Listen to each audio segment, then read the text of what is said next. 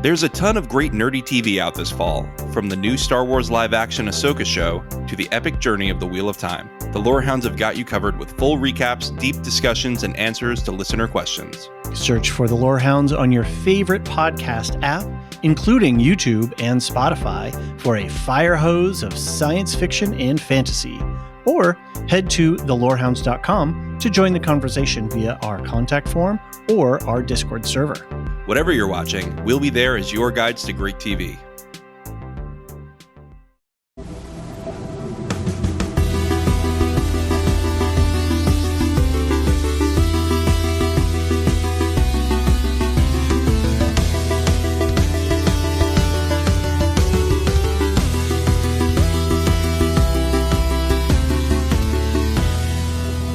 Welcome to the Wheel of Time podcast. We're the Lorehounds, your guides to Randland. I'm David. I'm John, and this is our coverage of the Amazon Prime fantasy series, The Wheel of Time. In this podcast, we're going to discuss the entirety of Season 2 and our hopes for Season 3, ... Be sure to stick around to the end of the podcast for programming notes about our October podcasting schedule, followed by the White Tower segment, where Elysia, Sedai, and I dive a little deeper into the lore of the books. For early access, ad-free episodes, and exclusive content, visit us at patreon.com/thelorehounds. Also, if you are enjoying what we're doing, we would like to ask you to consider leaving us a rating and review. Apple Podcast is the best place, as it helps us raise our profile even as far away as the Aiel Wastes. John, this is the last time I get to say that for this season. There you go. There you go. Well, you've mastered it now. I have. I haven't mastered the weave, but I've mastered the pronunciation of Aiel. There you go. Specifically for the Wheel of Time, we have a special feed set up for it. Just Wheel of Time content. So if you're only interested in that content, you can subscribe to that channel. But we may be away for a while, so make sure to check out our main feed, The Lorehounds, which you can find on YouTube, Spotify, or any podcasting platform. As well, feedback. We'll keep the WOT email address active. So if you've got any final thoughts you want to send in, feel free to do so. And then we'll keep that available for Season 3. But we've got a Discord, and there's a good place to chat about the show ongoingly there. Yeah, Elysia has recruited Twitter of Time to our Discord. So, we have quite a lot of discourse on Discord. I'm doing the lights work. There you go. All right. Send emails to wot@thelorehounds.com, as David mentioned, or you can head to our website and either use the voicemail feature or the contact form. You can also post a message on our Discord server, and we are chatting away over there. Seems like hot. I couldn't even keep up what was going on this weekend. Yeah, it's crazy stuff. And with us today is Elysia Sedai, co-host of the White Tower segment, who's going to be here for the full episode to help us break down the season and answer a little fan feedback. Welcome back, Elysia. Thanks so much for all that you did this season. I hope you guys had fun in the White Tower, running around the hallways and maybe running it through a few arches and whatnot. I hope no arches. I'm a little afraid of the arches. What are those? Tangriel? Terangriel. I got close. Playing with some Terangriel artifacts. It's not Tang. We're not going to space with orange juice. Delicious. Maybe that's Season 5. Well, it is. You never know. Isn't there a timey-wimey aspect to this body of work? It's more like cyclical than timey-wimey. It's not like we're going back and forth in time. There's more just like this has happened before and will happen again. Could you say it's a wheel? Oh, yes.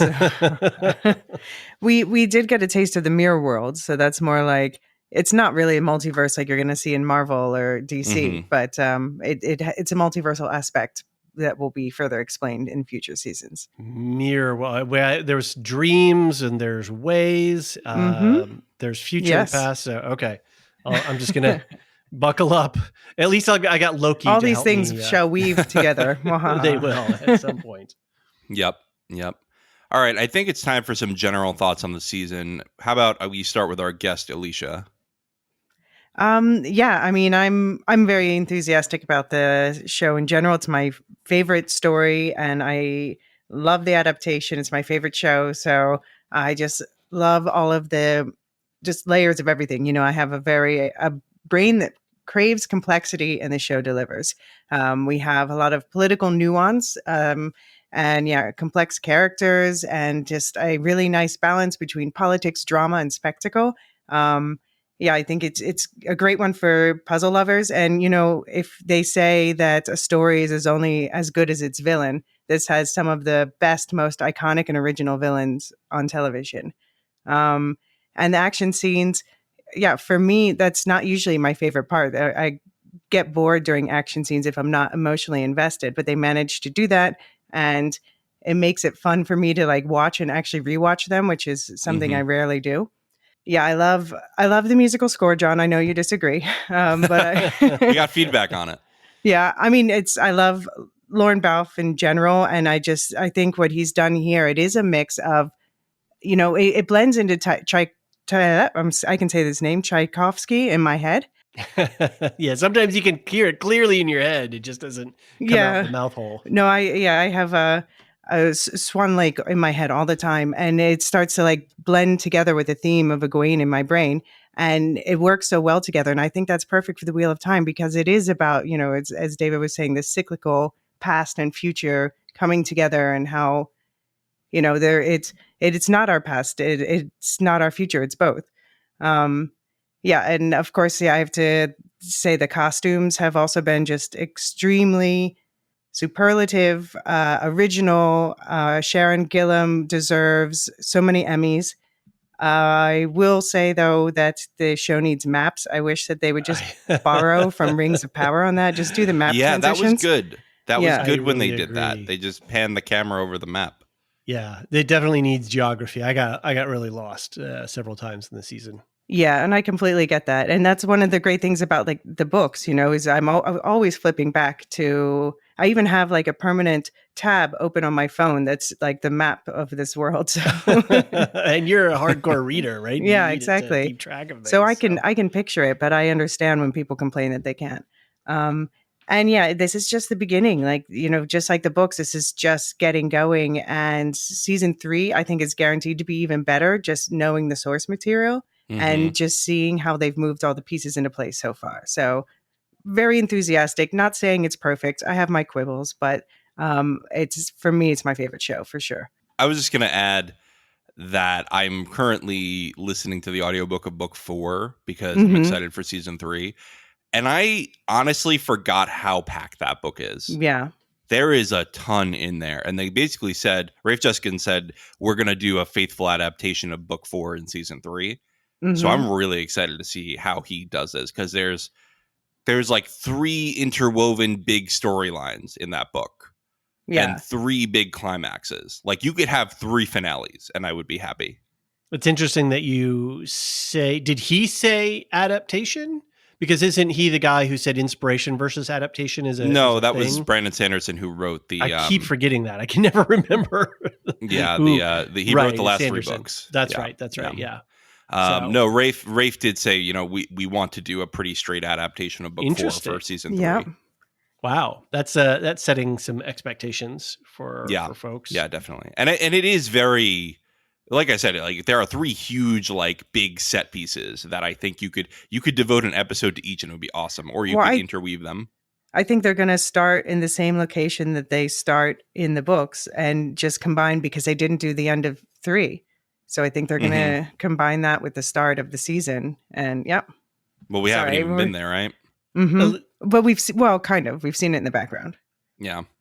Elysia, what have you heard? Are you tracking behind the scenes information about production? We understand that they did start or maybe even finish season 3 filming. They are very far into it. I think there was some press recently that suggested that they're going for an early 2025 release date for the next season. Okay, interesting. Yeah, I know that they were very far into it when the writer's strike started, and the writing and acting strike kind of stopped them in their tracks. Okay. So they're getting back into it. I don't know how far they are now. Yeah, right. Well, I know there's been some releases of like, you know, we know now that certain actors are on set. So we can discuss that in the spoiler section. Yeah. Well, anyway, David, give us your general thoughts. Well, I'm not going to lie. I definitely struggled at the beginning of the season. There was just so much, and I'm fantasy literate. I'm sci-fi literate. I consider myself a genre fan, and it was hard for me to really pick up the world. I could recognize faces, but then trying to, what city are they in, and who is this new character person, and who are they referencing? There was just a lot to uptake. That said, by the end of the season, I was pretty happy. I was entertained. They really landed. I think the finale, there's some nits to pick in the finale. But I think overall, yeah, I was satisfied with the season. I was entertained. The question of whether I would have stuck through this show had I not been podcasting about it, that's an open question. I'm not really sure where I would have landed. If I had gotten to episode, I probably would have tried it out and I would have gotten a few episodes in. And unless I had a good friend, trusted source, somebody really dragging me, into it, saying, no, stick with it. It's going to pay off. I might have abandoned the season a little bit of the ways in, just because of that wall of information and character and geography that just felt like pretty average fantasy soup. And that is somebody who's, I'm not a book reader. I was very unaware of this series, and I'm not trying to be critical of performance or anything like that. It was just a level of impenetrability unless you stuck with it. Right. So from what I gather of fans, everybody's really happy. And so I'm not saying anything about the inspiration or adaptation of the work. I'm just saying, coming into it, it was quite a lot. That said, there are times in this season where the quality of the writing and the acting were really superb. And I don't know that I would maybe have those peaks as high as an HBO top quality show, but pretty close. I'm trying not to take offense. Yeah, I'm not, and I don't want to be offensive. I'm not at all trying to be offensive. I'm just trying to be an honest reaction, my honest reaction to just coming, really fresh into this world. There are other times where there was a couple plot lines and a couple of scenes where, this wasn't really great. And so for me, the show was very uneven in that way, along with the VFX. There were times when the VFX were amazing. The magic and the weave, they put a lot of effort and money behind that. That looked great. And then there's other action scenes that were just mundane. They were just pretty basic. It's a character walking down a medieval fantasy road with some air cannons and some pyrotechnics. And, it was pretty... Wait, but can I ask... Pretty flat. You think that the HBO, for instance, House of the Dragon, you think that the special effects are more consistent and it doesn't often look like they're on the volume, or? Yeah, I would say that the VFX. So, okay, well, let's talk practical effects versus VFX, I should say. Like I said, the weave looked great, and there were some beautiful drone shots. Well, that drone shots are practical. That's a whole other thing. So that was fine. But then there were scenes early on, maybe episode 2, I think, where Rand was fighting the the name of the creature. Myrddraal? Yeah, the Myrddraal, where it just looked off to me. The backdrop just looked off. And now, granted, I was watching screeners, so I could have, that could be that. But then there was another scene where they were standing on a cliff, and I was just like, oh, there's something off there.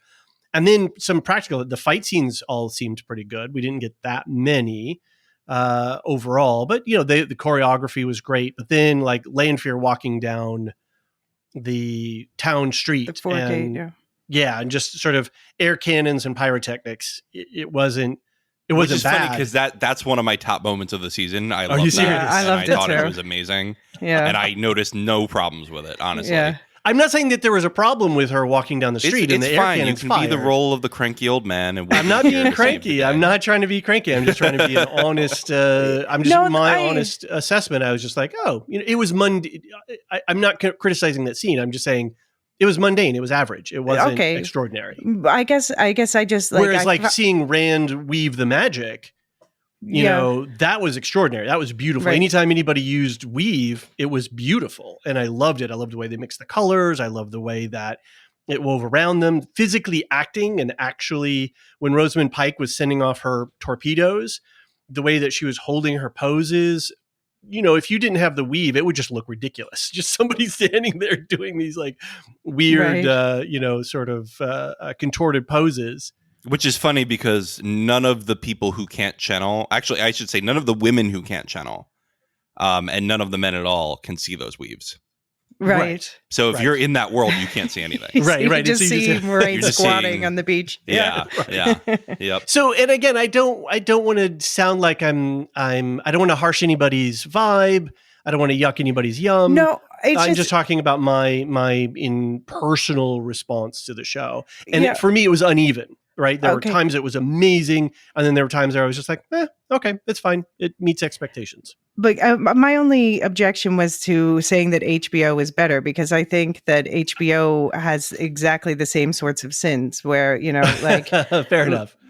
So that was my only objection. Well, let me rephrase what I was trying to say was when we look at something like a Last of Us or even a Game of Thrones or House of the Dragons, where House of the Dragons, I can think of so many moments like that, like on the beach with what's his face, the crab face. Suddenly forgetting his name. I loved the scene on the bridge where Rhaenyra comes and shows up everyone, but that was clearly filmed in the volume, but I forgive it for its writing. I think the point is, if the story has you, you will not notice these things. Absolutely. It's true. If the story does not have you, you will notice these things. And that's what happened to me in Ahsoka, the finale. Right. Remember, I was talking about the volume. I was watching Loki season 1. I binged it over the last couple days. And it was a great story. So I forgave that when we're on that one planet that's blowing up, I can absolutely tell that there is a green screen behind them. But, it doesn't matter because it's a good story. So it may be, David, that you're just not gripped by the story at those points. And so you start inspecting for nits. Yeah, and you are definitely aware of. I find myself this case, that I'm aware of faults where I'm not wrapped up in story, and I'm not like, especially as a book reader where you're really got a lot of anticipation and interest. How are they going to do this? How is that? So your attention might be focused elsewhere. My attention is, is this particular episode getting me through all of the things that it wants to? And then when there's uneven parts and plot lines that sag, right, then you pick up on those even more so. And I just really noticed that unevenness. Sure. So, and I don't, because I don't have the same kind of, I just don't, I didn't read the books, and so it's not as beloved for me. Now, if we got into a Dune thing or something like that, maybe, there would be a different vibe I would bring to it. But, and I think for me, the measure as well is that the show is already starting to fade in my memory. And so while I was entertained and I'm glad I watched it and I'm glad I got to participate and I'm looking forward to season 3, I'm also not eager. I don't have eager anticipation for it the way that, somebody else who's vested in the world as much. Every time that it was season 1 when John and when you and I watched it, because we thought that season 2 was going to come out. It was imminent. Any day now. The middle episodes of season 1 really interested me. There were some great, interesting story concepts, and they were flipping some stuff around. And then there, the front and the back of it were just like, oh, okay, this is just pretty average. But also, if I could add, some of the sloppiest VFX are in the middle of season 1, because you have those weaves that I think the season 1 weaves look terrible. Now that they're gone, we can just say it. Okay, the season 1 weaves didn't look good. I mean, for me, they were fine, but they're definitely much better now. Right. Yeah, they took me out of it. I thought that they looked silly. Yeah, I'll be I don't honest. even remember the weaves from season 1, to be honest. So they were like they didn't stick clear, with me. and the male weaves were black instead of. So they did a really cool thing in season 2 where they had like a string of black symbolizing the I taint noticed that. in the male weaves, rather than making you think that side in and side R look different. Well, I And that didn't everybody could because, see them, but I didn't see it that way. When we saw Logain's, channel in season 1, his weaves were just much more corrupted. So we did see like the white come out first and then black creep over it, but there's just a lot more of it because he was further gone, deeper into channeling. Okay. Fair enough. Well, the weaves were beautiful this season. The color shifts, the different Aes Sedai weaving and what they were doing, and then maybe it was a little brown or it was a little yellow. Not saying that corresponds directly to their Aja, but whatever it was that they were doing, there was subtle coloration, and it all looked great. So they really put a lot of care into that, and it showed. Mm-hmm. And when we get to our sort of favorite moments, I'll talk about some of the things that really compelled me this season, just like it really compelled me last season. And yet those were not as frequent for me, in terms of what was really amazing and what really blew me away. So I was happy, I was entertained, I was happy to participate in the community and share my honest thoughts and get into the world. And I'm really glad that there's a podcast out there, that I could connect to. And I'm excited for season 3. I maybe just don't have the same eager anticipation that other folks do. So fair enough. Okay. We've gotten your gist, David. And now I'm Yes. going to make this a compliment sandwich. I loved season 2. I thought it was really excellent. I think that where it's working for me, and it might not be working for you, David, is that I feel like the world is the world I want to live in. Like not that I want to actually live in it, but like the world I want to spend time in with my mind. Sure. Like I want to get to know these side characters. I want to see how these politics work. I want to see what the magic system is. And they are really capturing that intrigue for me. I think that if I were not a book reader, I'd be, and I see this on our Discord server, a lot of people asking questions about how the magic system works. Mm-hmm. And that's exactly where you want to be. You want people to be hungry for more. Mm-hmm. And I think that the show is doing its job with that. I do agree with you. They are throwing a lot at you, as the books do, and the books have 1,000 pages to do it. This has 8 episodes, and I think, again, I want to add to the end of the year discussion of our top 10 list. Are we too married to the 8 episode season? Agreed. Are we too married to it? Because I think that this show would do very well to have 10 episodes at least. Right. I could totally see a 10 episode, plus or minus season for sure.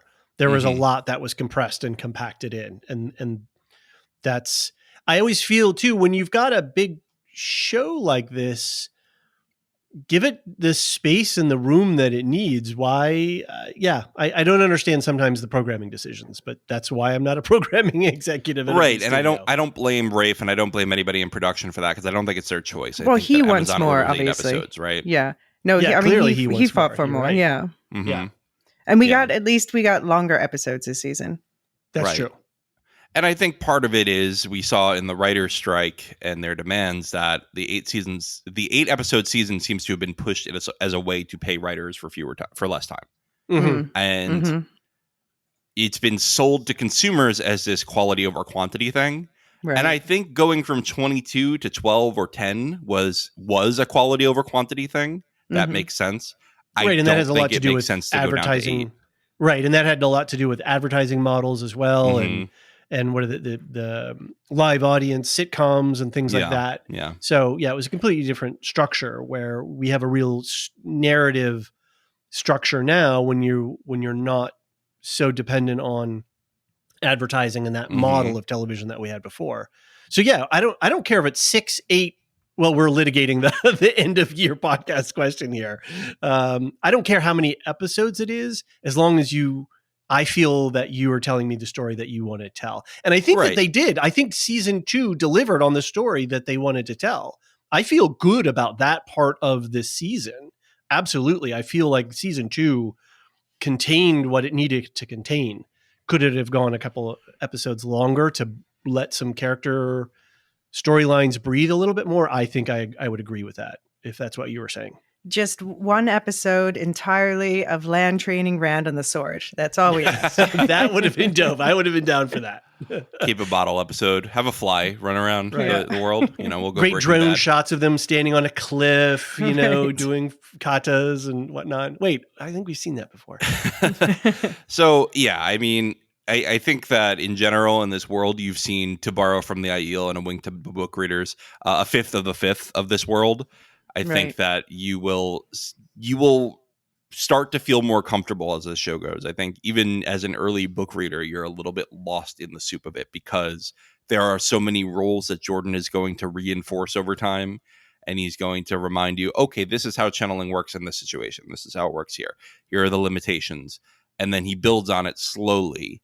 And the show has to do that in less time, but I think they can do it. And I really loved the season. I was not bothered by any visual issues this season. Like I really thought it looked great pretty much from start to finish. Yeah. There were a couple silly things like, no, you can't put a dagger on a spear and make it into a I was fine with spear. that, actually. That one actually didn't bother me. I saw somebody much. tweeted at us like, why are you not ranting about this when you were ranting about jumping the gaps? I was like, because this didn't, first of all, this didn't like affect character motivations and affect like a character's arc.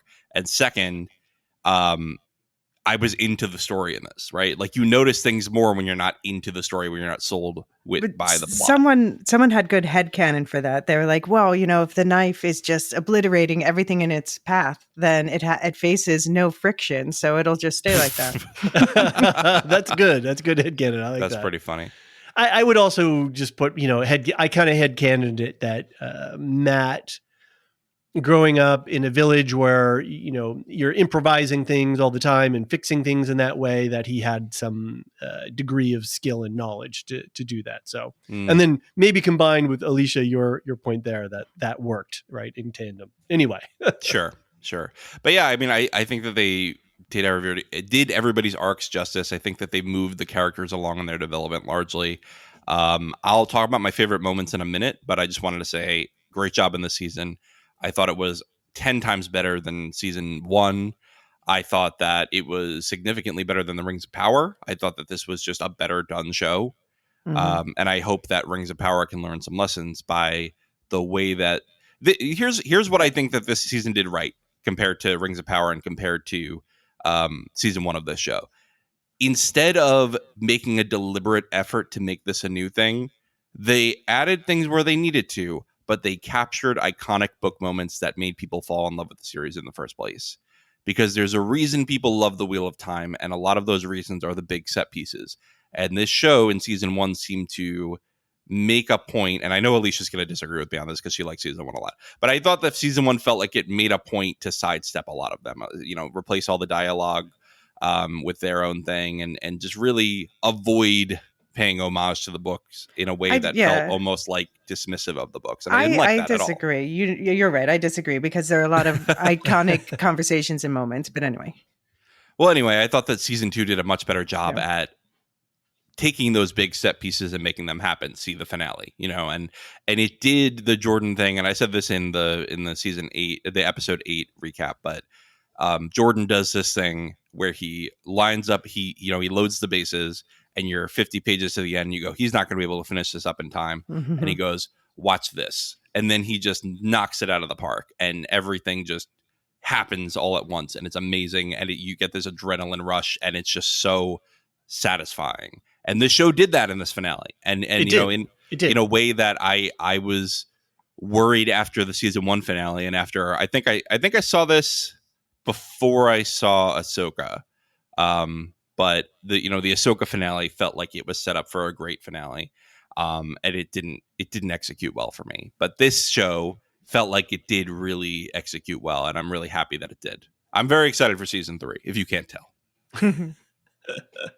For sure. Yeah, episode 8, it was entertaining. It had pace, it had stakes. It brought everybody together in ways that didn't feel.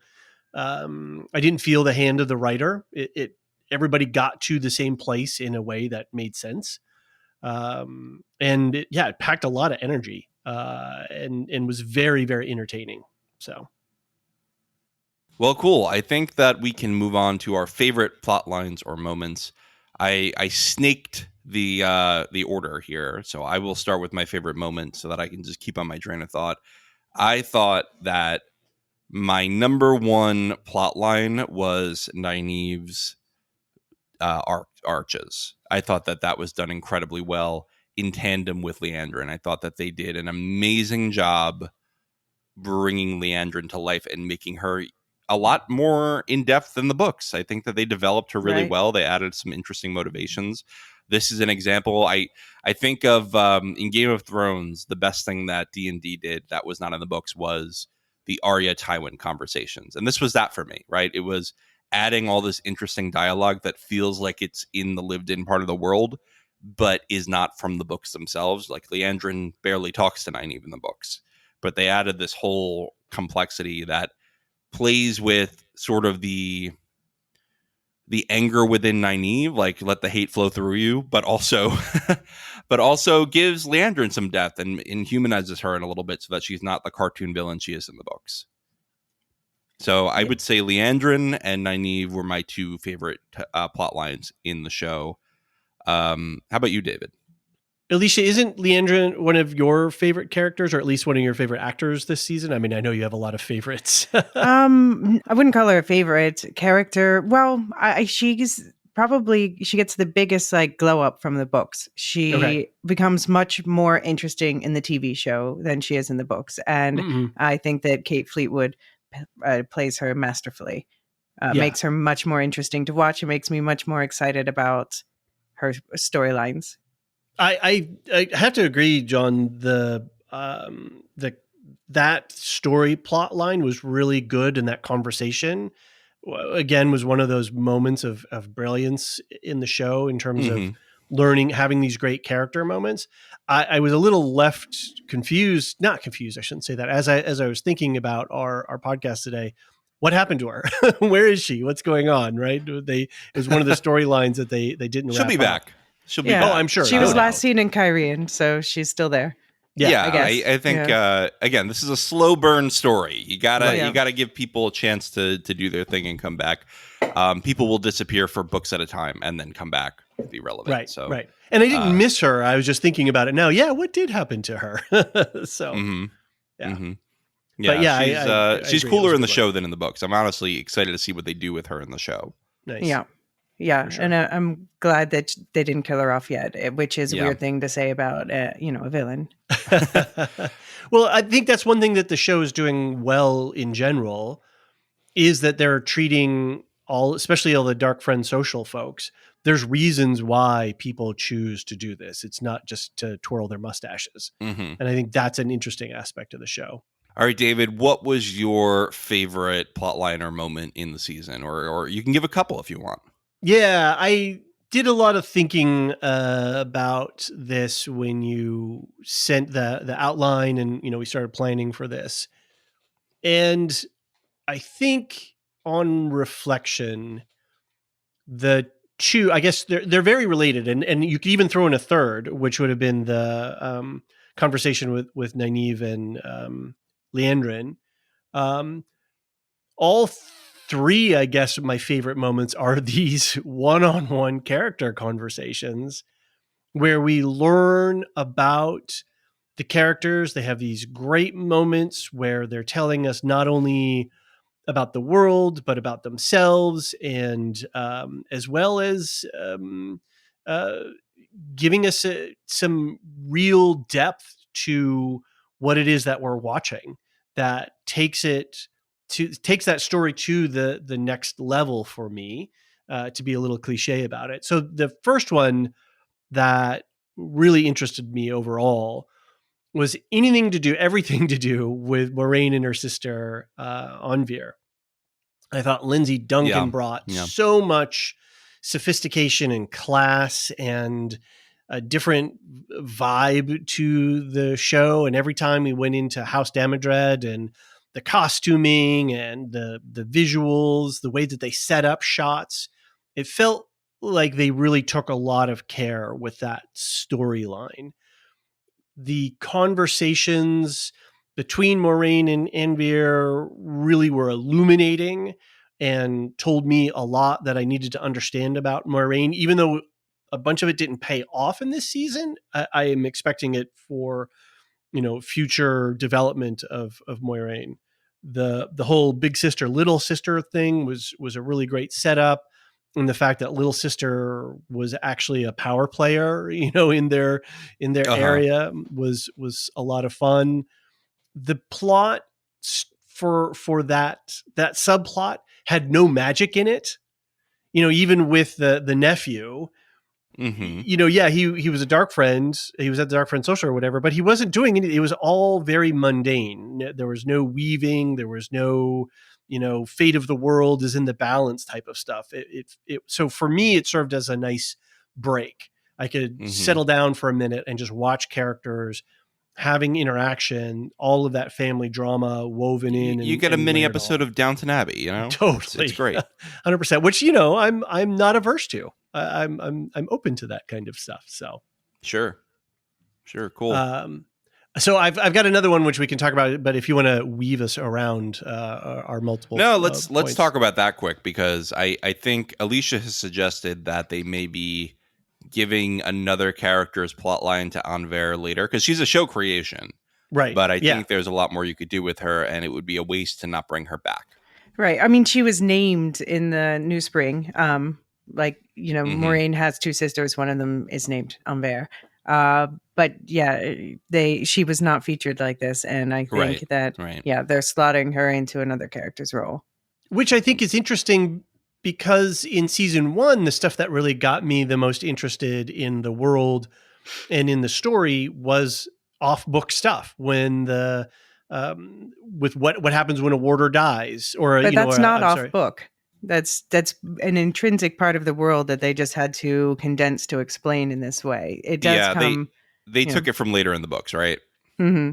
Oh, interesting. I was laboring under the impression that whole funerary thing, and sorry, it's not the funeral was made up. Yeah. The funeral was made up. Yeah, that was the stuff that was interesting, and then how that affected the warder.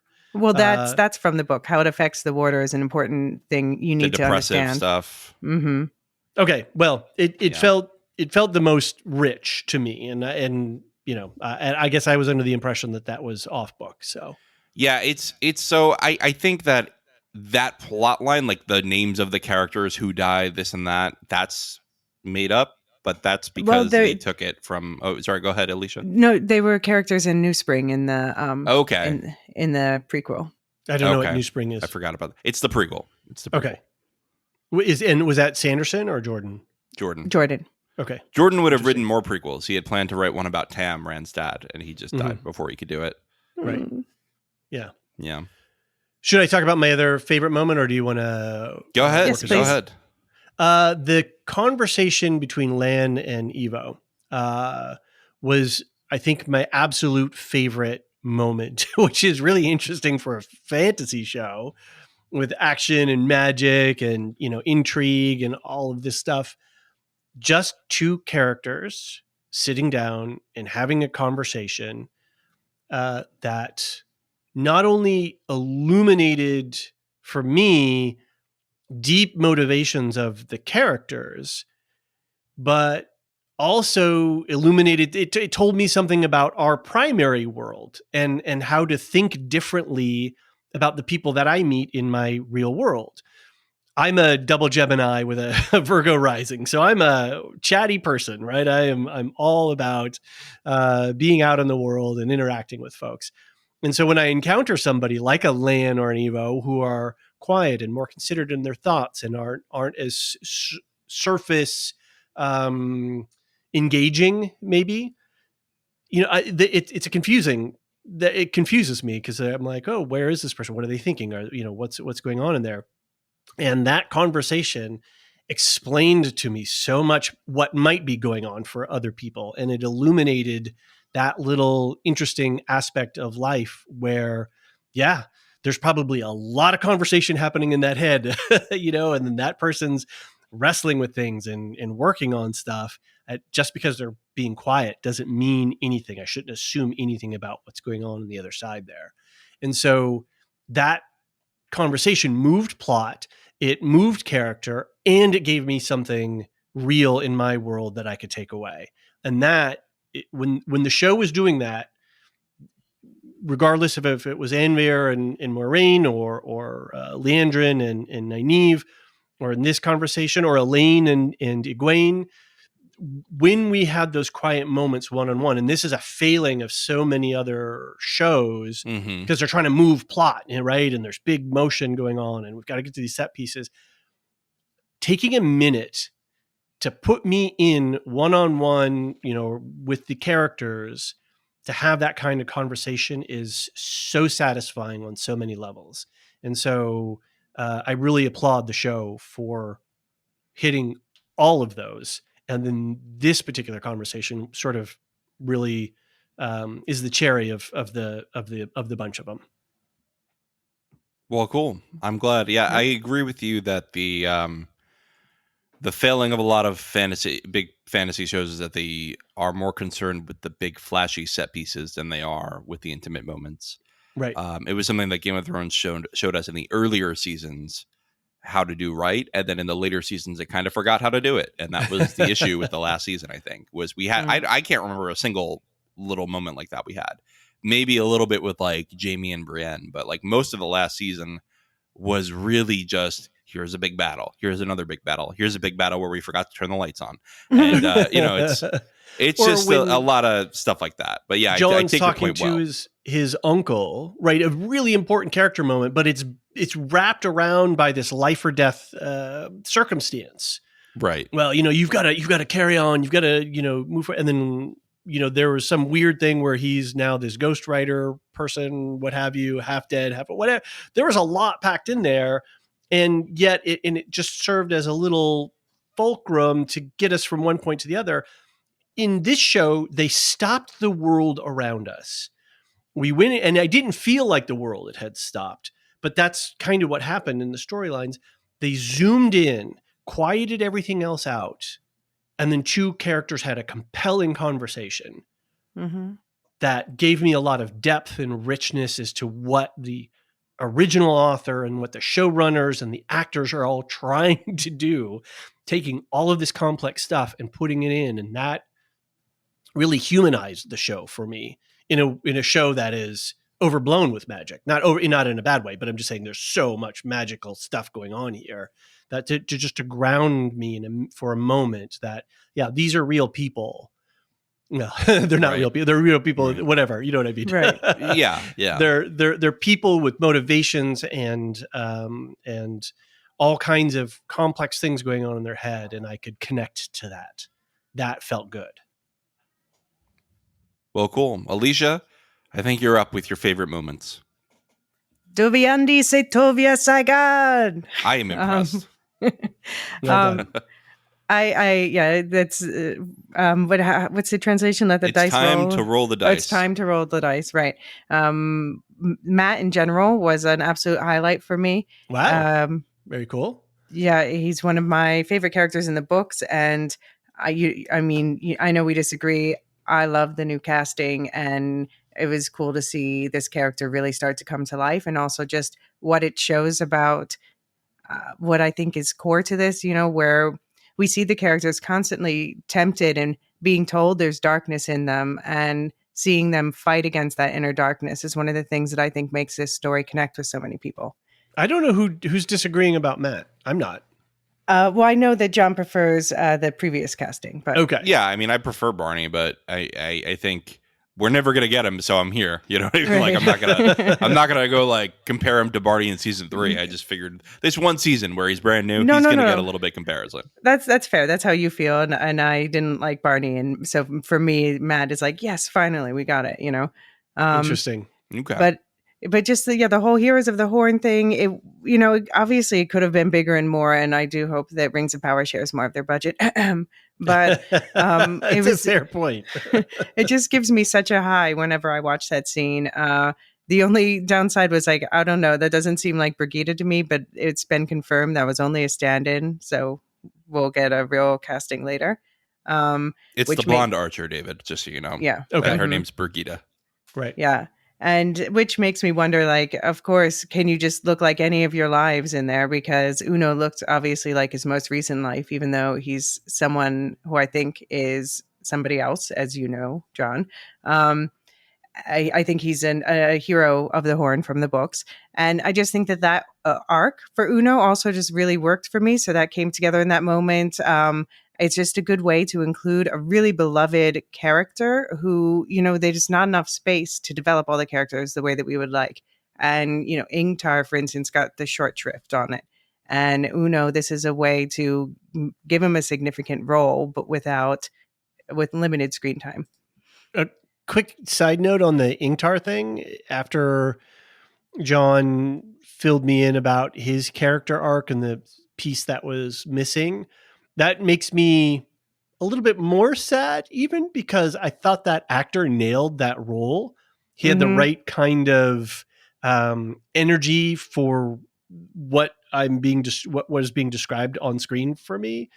And I would have really loved to see that turn, or to have had that knowledge and then to have that turn. I thought that would have been a great additional counterpoint. So it is a little sad that for whatever reasons that didn't make it up. They set it up so perfectly. Mm-hmm. So I was just really surprised. I have to think that they cut something out of the finale, which I just wonder why couldn't the finale have 10 extra minutes? I don't understand. Yeah. Exactly. I just think, like, if you were going to cut it, which is fine, like, you know what? You don't absolutely need it. If you need to cut it, fine. But then why did you do the line of I can hold 50 men to one? Like, why do it half-assed? No, don't do it at all. That I don't mind. Don't half-ass two things. Whole last one. Ron Swanson, right? But it was just, I just thought they were setting it up so beautifully at the beginning of the season when they're talking about burying the dark friend and you don't know a person's. Yeah. Mm-hmm. So that would have just been such a beautiful conclusion. And I do think I love the finale. I have so much fun with it. It makes me like fist pump, but I do think it felt choppier than especially the early episodes. Yep. And it does make me wonder if indeed things got chopped. Yeah, it feels like it, doesn't it? Which, what's weird to me though, is that's the only episode that had the full theme. So you added like 2 minutes of theme time. Right. I would keep your still theme the exact away same length and give me Ingtar. Yeah, exactly. That's all you would have needed too. You didn't need that much work on it. He's a side character. Right. You just needed the 1 or 2 scenes where we get a little this or that, and then just like a good conversation before, Yeah.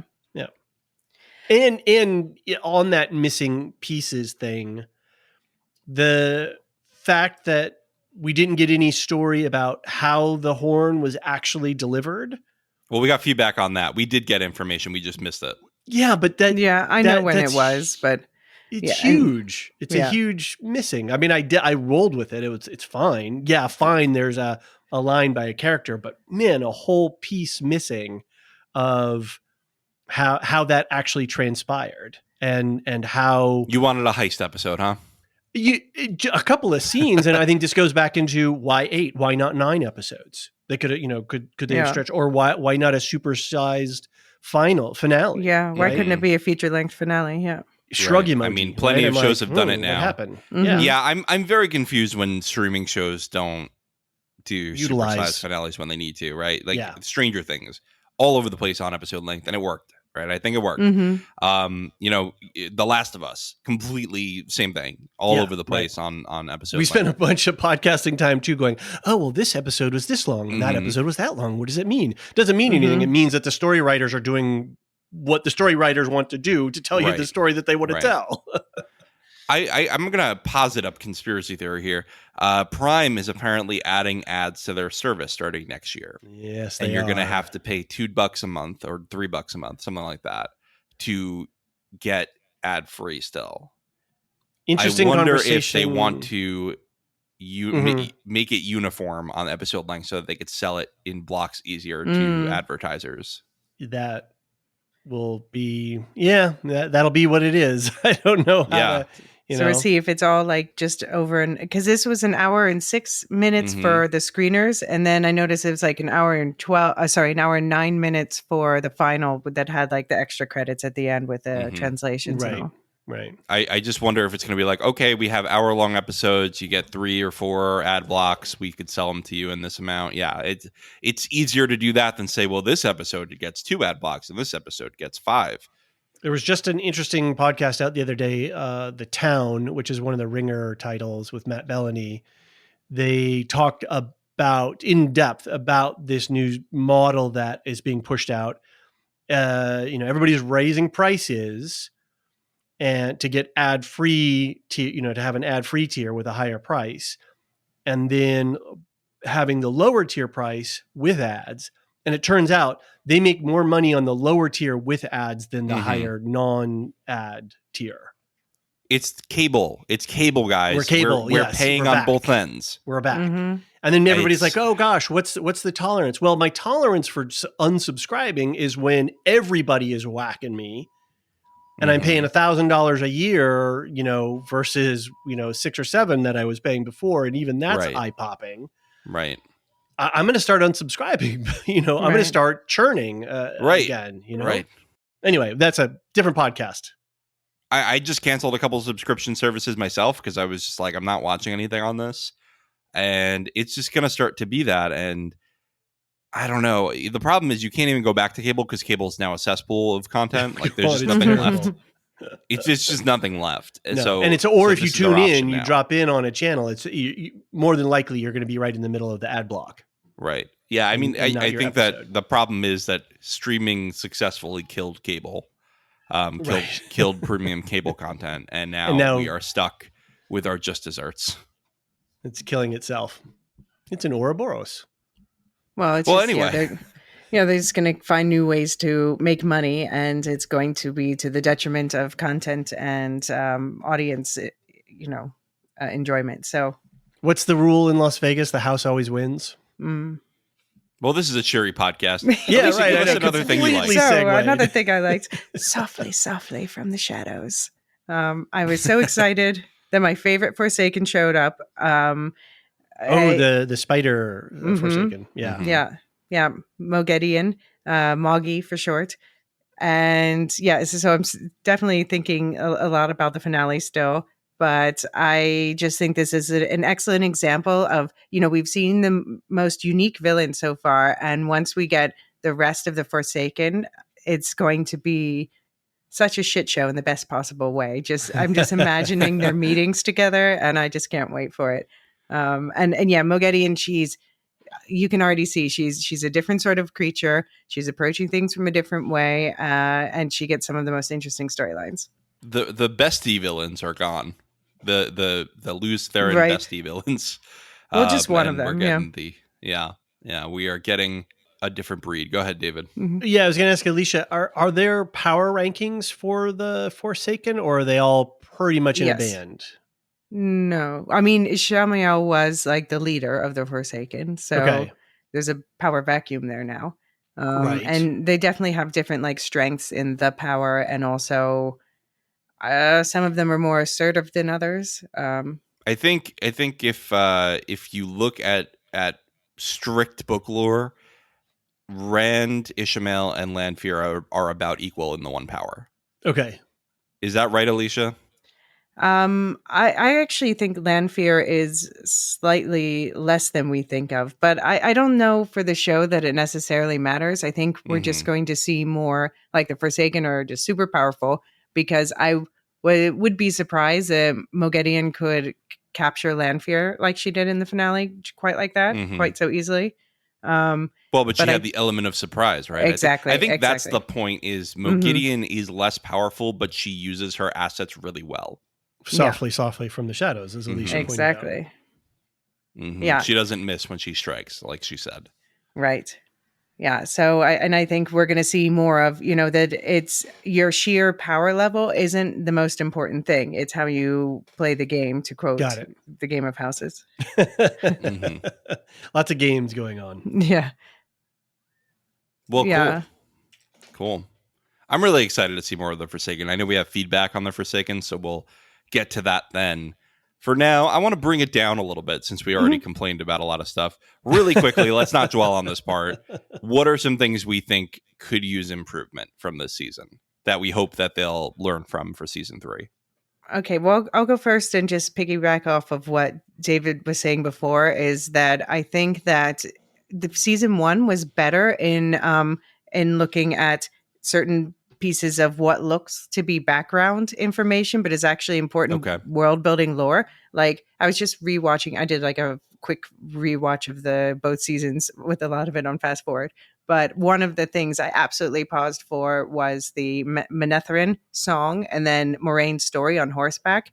And it sets you so deeply in this world and tells you so much about this world and about where these people came from. And it also is important for the future, as we're learning more about, well, not spoilers, but yeah, as we learn more about the past and the past lives of characters. And I think that this season, it seems like they were pulled away from doing that. Like we didn't have any in-universe songs like we did, which was a big bummer. We better get them next season when Tom's back. Yeah, no Gleeman this season. Exactly. Yeah, and no and emo we Gleeman. and we got we only got like the Horn of Valir. We should have gotten a whole, maybe like a cold open dedicated to the story, to seeing like a Gleeman actually acted out. Instead, we just got a Gleeman, telling the story in the background while Rand and Lanfear were talking. So almost no one was listening to that. So yeah, that's my criticism. I hope that next season they're given more space to lean into that, and there's important pieces of world building lore that really just immerse you in like the storytelling. And yes, music, please. All right, Fair enough. Agreed, David. I was disappointed with the Perrin storyline. I thought that it was a very surface level treatment for the character. I don't know, and again, I can't speak to the books, but I just felt that the importance of the plot line was not there, and I felt that the time and development of the character was not there, and there was just something missing for me about what they were doing with him. He's going from the wolf pack to the Aiel, and so that's a big change. Hopper, pour one out, but maybe not everybody who's dead is dead. I don't know. I just didn't feel like they knew what they were doing with his character, and on screen, what translated for me was a thinness, a lack of development, a lack of importance to the storyline. I think that you could have taken out the whole storyline, and I don't know how much effect it would have had on the main plot, which is disappointing, because if you're going to cast that actor and you're going to put the time and effort into a storyline, like you said, John, don't half-ass two things, right? So why it's a character from the book, so you're including it. Okay, great. Give it its due that you need for everybody else. Nynaeve, Egwene, Matt, even Matt maybe had less screen time, but his story was consequential, and it meant something as he went through it. Whereas with Perrin, I didn't ever feel that he was consequential to the story. I don't know if you guys have a similar thought, or What's interesting is that that's a similar critique that Perrin gets in the book sometimes. Yeah. Is that he's not consequential enough. His story seems to meander a bit. So but it's an issue with the character in general. Okay. Yeah. No spoilers about next season, but Perrin will definitely come into his own in the way we saw Matt come into his own. Okay. Yes, I think that Perrin's second or third best moment is going to happen next season. Okay. Let's hope for support for that actor and for the writers writing that storyline, because it really felt like he got I know short-shrift they're filming that storyline. I'm Okay. very excited about it. Okay. Excellent. All right. That's good to hear. That makes me happy.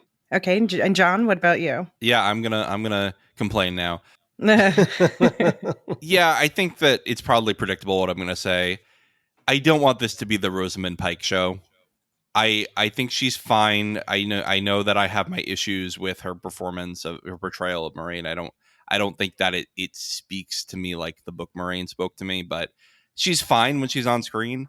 I think that this story on screen sometimes weaves its way to bend around giving Moraine more screen time, and I don't agree with that because it's not Moraine's story. She is the wise mentor. She's the Gandalf, and guess what? Gandalf's not prominent in most of the Lord of the Rings. It's not his story, and it's not Moraine's story here. And so, while I understand we love Rosamund Pike and we want to see her shine, I want her used sparingly like she is in the books. And when she is a highlight in the books, she's great. But it's not her story. And so when I have a full season of her being fake stilled and then she's just mean for a whole season and then it was so meandering and it was so exhausting and I just did not like that storyline at all. I thought, and I gotta ask, what did that do for the character? What did that show us about the universe? What did it show us about the character? I thought that it was completely pointless from beginning to end. And then the dragon banner at the end too kind of bothered me. I thought, why would Lanfear? It makes zero sense for Lanfear to bring Moraine, somebody who she has threatened to kill multiple times, to bring Moraine just outside the city so that she at the perfect moment could put a banner in the sky. It makes zero sense to me. Elysia, you were going to say something? Yeah, no, I have thoughts, obviously, because Moraine is one of my favorite characters from the books. She remains an even more favorite character in the show. And I think part of that is also just, I used to be an Egwene and now I've been maturing into a Moraine. And and so I do feel like the whole shielding plot line dragged on a bit longer than I would have liked. I do think that it did important things for the character in terms of setting things up with things falling apart with Swan and the way things are going to fall apart for her in general. Just she just showing what kind of person she is, but also I think from on a more serious note, from the standpoint of someone who's gone through serious depression, I think that I definitely connected with a lot of aspects of that storyline. And you see her and you're frustrated with her, but it is realistic, and it's important for people to see that what frustrating behavior it is and how much you just want people to communicate more. I do see that they were setting it up in season 1 when I rewatched. And about the banner, I completely disagree with you on that. Just on the front face of, okay, so on the Lanfear side, no, I don't know why Lanfear wanted Moraine to do it. That was a little glossed over too quickly. But to me, it had to be Moraine doing it because in the books, she's the one who's constantly like trying to push the banner on Rand. So for me, it would have not made sense if anyone else raised the banner but her. And I love that they made it an actual magical illusion thing or whatever. But yeah, I agree that I don't understand why Lanfear would want that. Yeah. All right. I certainly take your points well on portraying depression on screen, and I think that is important. I think that you also alluded to this too. You're right that this did drag on too long, and that if you were going to just restore the character to full power, it's kind of cheap to spend a season on it, right? And that again, I just don't need to see a million examples of her being kind of mean to Lan. But yeah, I mean, and the banner. I guess I see what you're saying. I mean, there's a scene in the books that I wish we got in the show that, Moraine has Rand's clothes thrown out, and she gives him only lordly clothes that have the dragon symbol on it, right? Which I love. Yeah, she's just like pressuring him into the role. Right, that's how he gets the red coat in the books instead of from Lanfear. But yeah, I just again, I think the Lanfear thing is what takes me out of it. Right, is like, how did he even? Why is she even there? Why is she there? Okay. Why does she have that opportunity? It just felt very like that was the most egregious example to me of Moraine being in a place that didn't make sense. Yeah, I mean, I guess like what was Lanfear going to do it herself? Probably not. Why not? She's too good. She's too cool for that. I mean, you could have had Egwene do it too. No, Egwene was busy and it wouldn't have made sense. I think it had to be Moraine from the character point, but yeah. All right. I'll just headcanon why Lanfear wanted it. agree to disagree, I guess. And then Okay. Ingtar, I think we've talked over. I think that was my only other complaint. But again, I don't want to dwell on it because I've complained enough about it. All right. Enough complaining. Let's talk about hope. Hopes for season 3. David, you're the non-reader, so this is your space for your hopes, and Elysia and I will give our hopes in the spoiler section. So we already talked about Perrin, so I can scratch that from my list here. I think I want more Lanfear and more Forsaken. Obviously, I think we're going to be getting those. Mm-hmm. I thought late season Lanfear was far more interesting for me than early season. And so my hope is that they'll continue to build on that. I love her suave, smooth, powerful, confident way about her. And then when she is caught by another Forsaken, that was great. I was like, oh, wait, how is this happening? Right. So I want to see more of that. And it sounds like we're going to get it. I have a question mark about the Dark One. Are we going to meet the Dark One anytime soon? And will it be next season? I'm sure they've got a lot in store for us with having all the Forsaken released. So that's my hopes, is to see how the Forsaken are going to operate and interoperate. So that could be Just a to lot of set fun. your expectations with that, I don't think it's too spoilery to say. Right. I The agree. Dark One is not a person. The Dark One is kind of a An vibe. entity. Yeah. Yeah. Okay. It's a divine entity, right? Like this That is speaks a deity. through like the Forsaken through. Okay. Yeah. So I would not expect to see a personification of the Dark One. In the way like we had with Ishmael or something. Right, because he was a person, right? He was a Right. person who was He was co-opted pretending by- to be. Yeah. Yeah, he was pretending to be him, but Okay. but yeah, he's a person.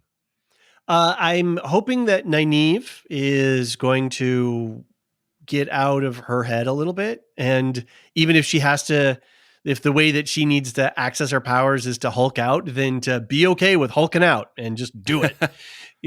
I'm really frustrated with seeing her stuck like that in the best way, saying that I want something more for her character. She coming out of season 1, she was my favorite character. And so I really hope that I get to see more of her development in season 3. I want to see her flex. I want to see her grow and be comfortable with what she's got and learn how to be herself, understanding that she's a channeler of some kind, right? So it lasted a long time in the books. yeah, to you be keep honest saying with that. you. Yeah, long time. Yeah, I do hope in a they cut galaxy back on far, it. far away. Yeah, I hope they cut back on it, but I do like, and I know this is a controversial opinion with a lot of Nynaeve fans, but I like that they didn't give her like the big standout moment in the finale, just enough. because it shows that there are consequences to the things she went through, and that it's not just like, oh, Nynaeve has a block, but anytime it matters, she'll be able to fix it. Like, no, they're setting this expectation she's fallible too. You mean like she'd be able to reach out with the Force and grab a lightsaber? Yes. Sorry. Or push someone across a gap. Or push somebody across a big gap. That's right. So yeah, I really want to see Nynaeve's growth. I don't feel there was important stuff that happened this season, but I didn't feel like there was quote unquote growth. And growth can be a lot of different ways. I'm not looking for a rainbows and unicorn thing for her, but I want to see movement in a direction. And I don't feel like I got to see that movement like we did with Egwene or with Matt. So yeah, I'm really hopeful to see more of her storyline. And then we touched on this at the beginning of the pod, which is geography and movement. What city is this? Where did we go? Who got there? Okay, granted, there's teleportation and there's dream world stuff and what have you.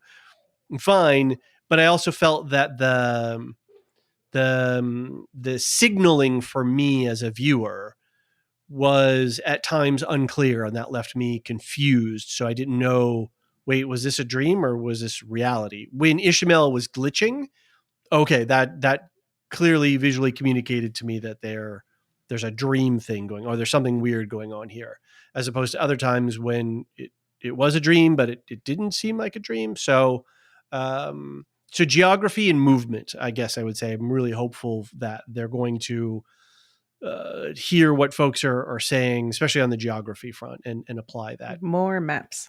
More maps and action. Like, I get it. They're coming out of, boy, it's been a tough go for a lot of shows, right? So the pandemic, and then coming out, and then writer strike, and writer and actor strike, and so that really messes with productions. And so I don't know how that affected them this season, but I would hope that some of the action sequences are going to be a little bit better, in my opinion. The choreography was great, but then there was some other stuff that I was like, eh. So I'm hopeful for improvements in those areas. All right.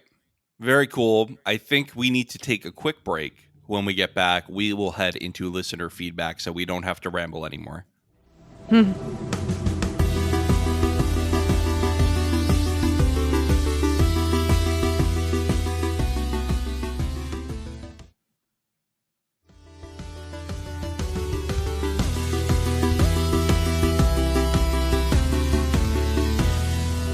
And we're back. All right, let's bring in some listener feedback. Again, we will not be doing another podcast this season for the Wheel of Time, but you can always write to us at wot@thelorehounds.com or by heading to our website, thelorehounds.com, and sending in a contact form entry or a voicemail.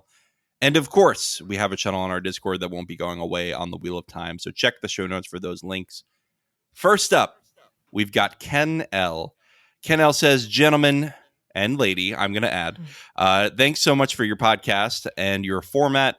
I love the interaction between you as it makes the material so much more accessible to me. I would not have begun to read this particular set of books or have watched this series as deeply as I did without your podcast, and I am the better for it. Thank you so much. Goodness, well, thanks. I appreciate that, Ken, and I hope you enjoy the books. 2 questions and comments. One, I had a disconnect with the Egwene escape. Her collar would not let her touch anything that would act as a weapon against her master, such as the pitcher. If this was true, then she would never have been able to touch the extra collar she tricked into her master.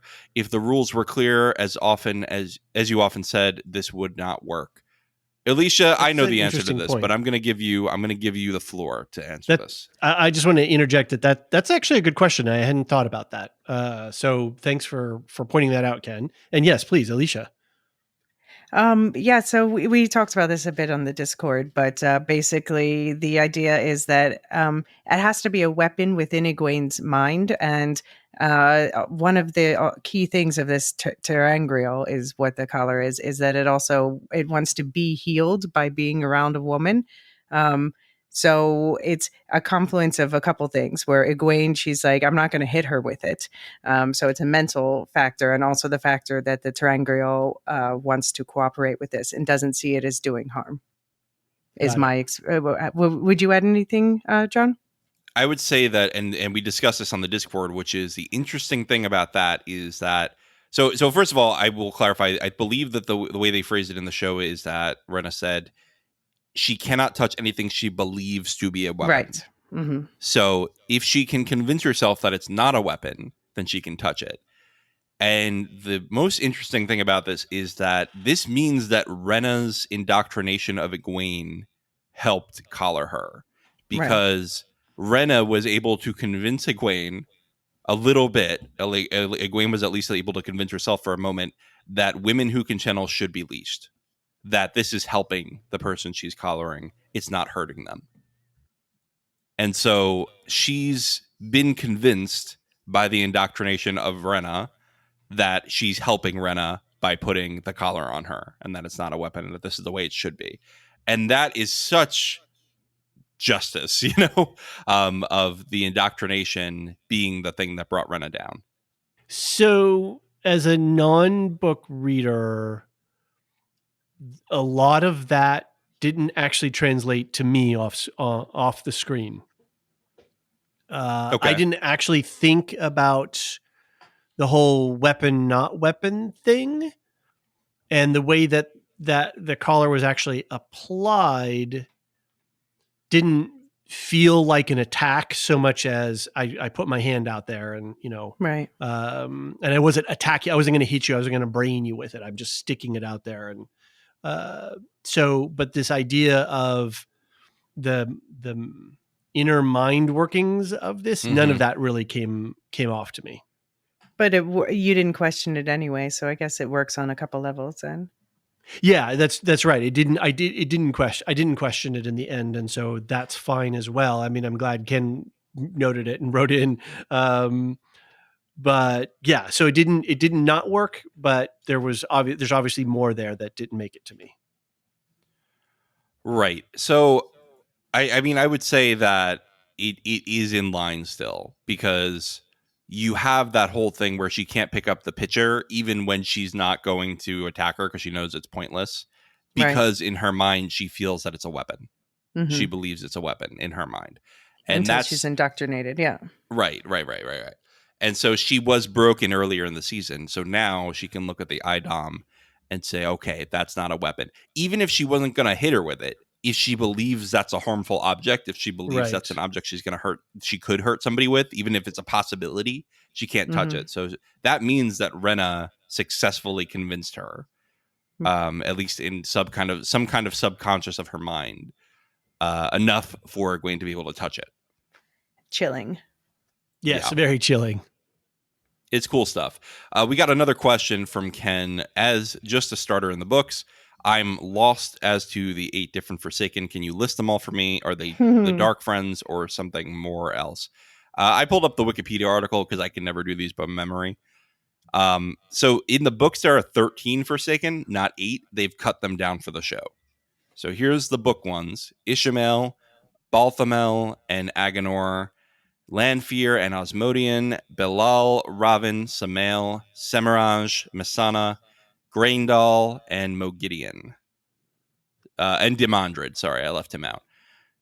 So in the show, we definitely had Ishamael.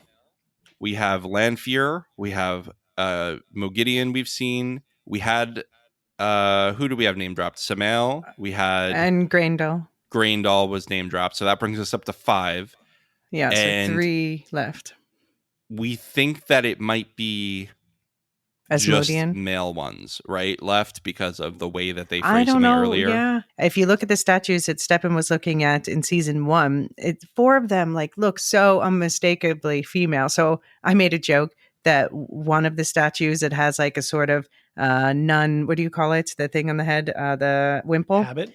No, not a habit. Yeah. That's actually Linny, who's a character servant in the Camelin Palace. We'll meet in season 3. Yeah. And it's Ravin in disguise. But boy. No, I don't know. I have to wonder if one of them is still Semiraj, and some people are like, well, maybe Lanfear just didn't mention her because Lanfear and Semiraj hate each other. I don't know. Yeah, I don't know. Yeah, so we'll see. We have 5 named so far. There's another 3 on the table.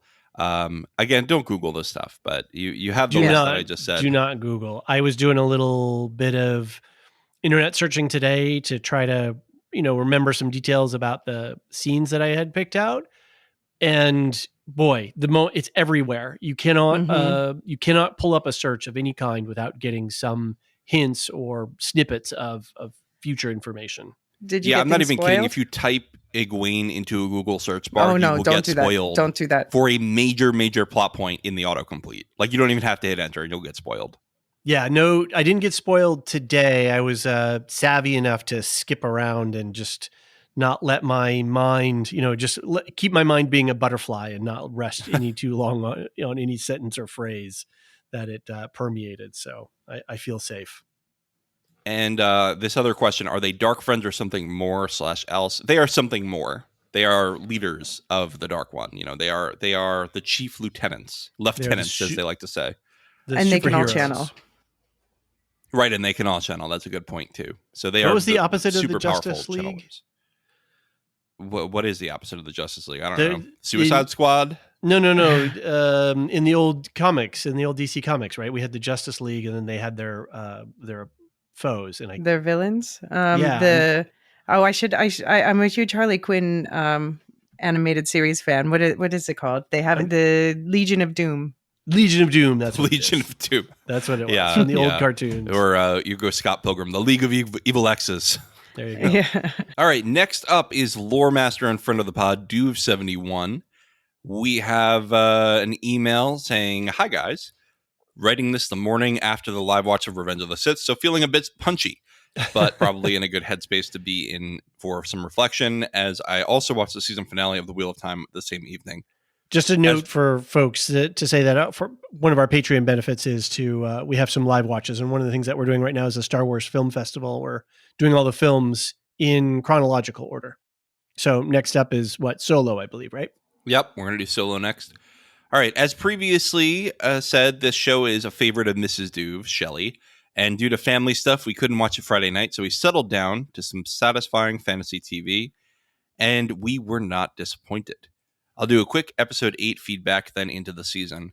Basically, really enjoyed episode 8, gave a satisfying conclusion to the season's arc. As David mentioned, it didn't feel forced in getting the team all together in the same place, and that is definitely the showrunners getting the absence of Robert Jordan's, the essence, of Robert Jordan's storytelling. Yeah, I think that's right. The action was good. The changes they made from the books made sense, but Ingtar, sigh. As a new book reader, I really get invested into the story via book 2, and I can remember where I was when I listened to the part where Ingtar reveals he was a dark friend. This was a massive revelation and a real shock, as Ingtar had been kind of the Boromir character, noble, mission-oriented. Nice comp. And to get from his own mouth that he was in league with the Shadow, just wow. This was followed up by the fact that he was seeking redemption and saw the alley as a means to reach that redemption, was just the killer 1-2 punch. He got his Boromir/Duncan, Idaho holding fast moment, and it propelled me to finish the rest of the book. I just couldn't stop after that. In the show, Ingtar had been a real side player, next to no character development, so when the moment came, the payoff just wasn't there, and therefore a key book moment just gets swept past. What do we think about Ingtar here? I think we talked about it a little bit before, and yeah, I agree. Now that I know more that I know, it is disappointing. I think if you don't know, it's just he sacrificed himself, and maybe that was a questionable decision to sacrifice yourself in that moment under those circumstances. I think that's what I felt before knowing his arc. Yeah, because he didn't actually succeed in blocking the No, it was whereas kind of in the book, he throwaway. actually does give the group a chance to run away. Yeah, it was a bit of a throwaway, and it was a head scratcher, but sometimes you let those things go by. So, Elysia, you're a book reader, and I've talked about before that I loved this character moment. It was one of the character moments that got me invested in the early books. Can you speak to your feelings on this whole thing? I mean, I found it disappointing and baffling, like I said, just because they seem to be setting it up so well. And so it was like kind of like wah wah. Whereas, the other big moment in the finale that was just made me burst out laughing was when Rand shows up and what's his face says, Turok says the line to him about the heron marked sword. Let's see what it means on this side of the ocean. And then just thwap, it's over. And I just burst out laughing. I'm like, you know what? I don't mind that at all. Yeah, that was fine. Fine. Because they didn't half-ass it. They just kind of swept past it. They said, we don't need this right now. That's fine. I mean, I've seen people argue they didn't have time to build the payoff for the Ingtar moment. And to be honest, I don't feel hugely strongly about that one as like an adaptation decision. It just, like I said, it feels like they probably did have it and then cut it out for runtime. And that annoys me. All right. Well, Duve continues. I'm no book cloak, but I thought the Egwene and Rhaena arc just wasn't as satisfying as in the books. What we got from the show was the easy option. I mean that in the storytelling sense, not in the character sense. Rhaena dies. Okay, the books. Having the dirty secret that the Suldam are weak channelers and leaving Rhaena to be collared was so much more complicated and satisfying. It was a revenge is a dish best served cold moment, rather than the heat and fire of battle that leads Egwene to kill her. Okay, this is something that we haven't really talked about much, is in the books, Rhaena is left collared, I think along with another Suldam, and that becomes a plot point of... With the one who got shot in earlier in that episode. She was just like, it was like, oh, whoops, okay, they're not going to play this the same way, are they? So I guess the point is, in the show, we have no evidence that anyone in the Shanshan know that Suldam can channel. But the question is also, in the books, it was Suroth who found out, and they seem to be implying that she could be dead, but I think she's as dead as Volda is. Yeah. I think that they are both still around.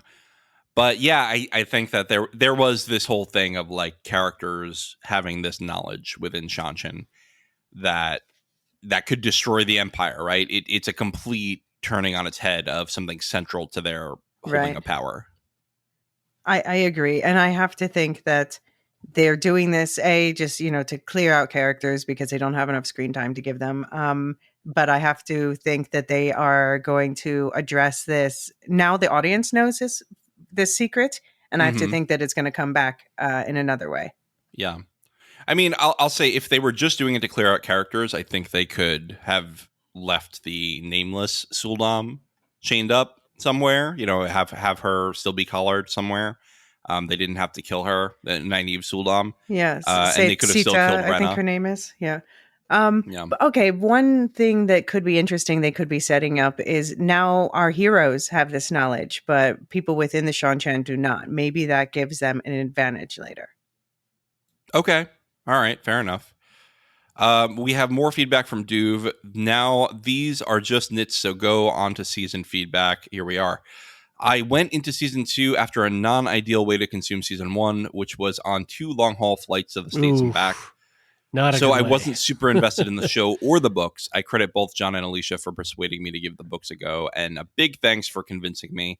My wife had watched season 1 and had really enjoyed it, and so was looking forward to season 2. Well, I'm glad you're enjoying them, Duve. I want to know, have you guys been notching all of your quote-unquote conquests or the number of people who have said that you've converted them? Because I think we're selling books for the Jordan estate. Yeah. You should be. You should. Both y'all should be. Yeah. So with that in mind, I have had a great time watching this show. It's been appointment viewing on Friday night and has given me as much to chew over and want to discuss as Foundation and Silo, my top 2 genre shows in 2023. When a show makes me want to set down thoughts, theories, and feedback via an email, then that's testament to the quality of what they're putting on screen. Changes made from the books have been interesting and helped to make me want to want to see what they come up with next. However, I think there is a curse of 8-episode seasons developing. We've seen it in Ahsoka, and I think season 2 of The Wheel of Time, 8 episodes just doesn't give enough time to develop rich and dense stories. So we kind of skim over big chunks or have to ditch whole storylines. The shortening of storytelling then feeds into creative decisions which can shortchange characters and key plot points. I recognize that it costs so much to get these stories on screen, but maybe with 2 more eps of recent shows, we would have had a more satisfying meal. Again, a nitpick. The Wheel of Time is not a Mackie D happy meal. It's nutritious, but not Michelin star fare. I think that's kind of in line with what you've been saying, David. Yep. That's very much. That's a good comparison, in as much as like HBO is not without its flaws. So I didn't want to. Sure. I didn't want to set the bar. I was just trying to find that analogy, right? That of quality, and that's would Carmi and his crew be working at this restaurant? I don't know. I don't know. Well, they got a lot to work on, before they can get there. Right. They've got their issues too. They never call the freezer repairman. What was the restaurant that cousin worked at? That I don't remember the name of it. Do you remember, Elysia? No. The fancy 5-star one, no. Yeah. With what's her name? Yeah, with Olivia Colman. Mm-hmm. Yeah. Well, anyway, it's not that. But we're getting there. I think. All right. Duve is closing out here. I'm really stoked for season 3 and hoping that as principal photography was completed already, that we get the next part of the story earlier in 2024 than we got season 2. Wow. Yeah, that's not going to happen. Probably a small hope with the actor still on strike. Stay strong, SAG-AFTRA. Loved your coverage, and it constantly needs to be stated the depth of quality when you have had to cover 3 premium shows in Foundation, Ahsoka, and this should not be understated. Kudos, gents. Well, thanks, Duve. Thank you, Duve. Always love the feedback.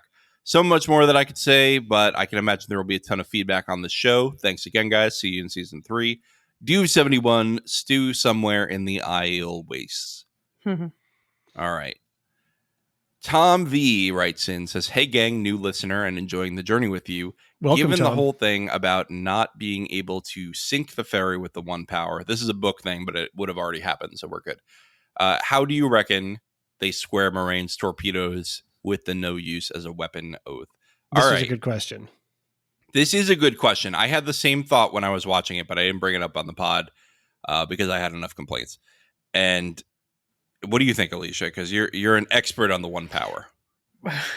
I mean, I guess again, it comes down to mind games. It comes down to, does she see them as a threat? And I guess if they are threatening the dragon, then that is, a threat to the human race at large. What would you say?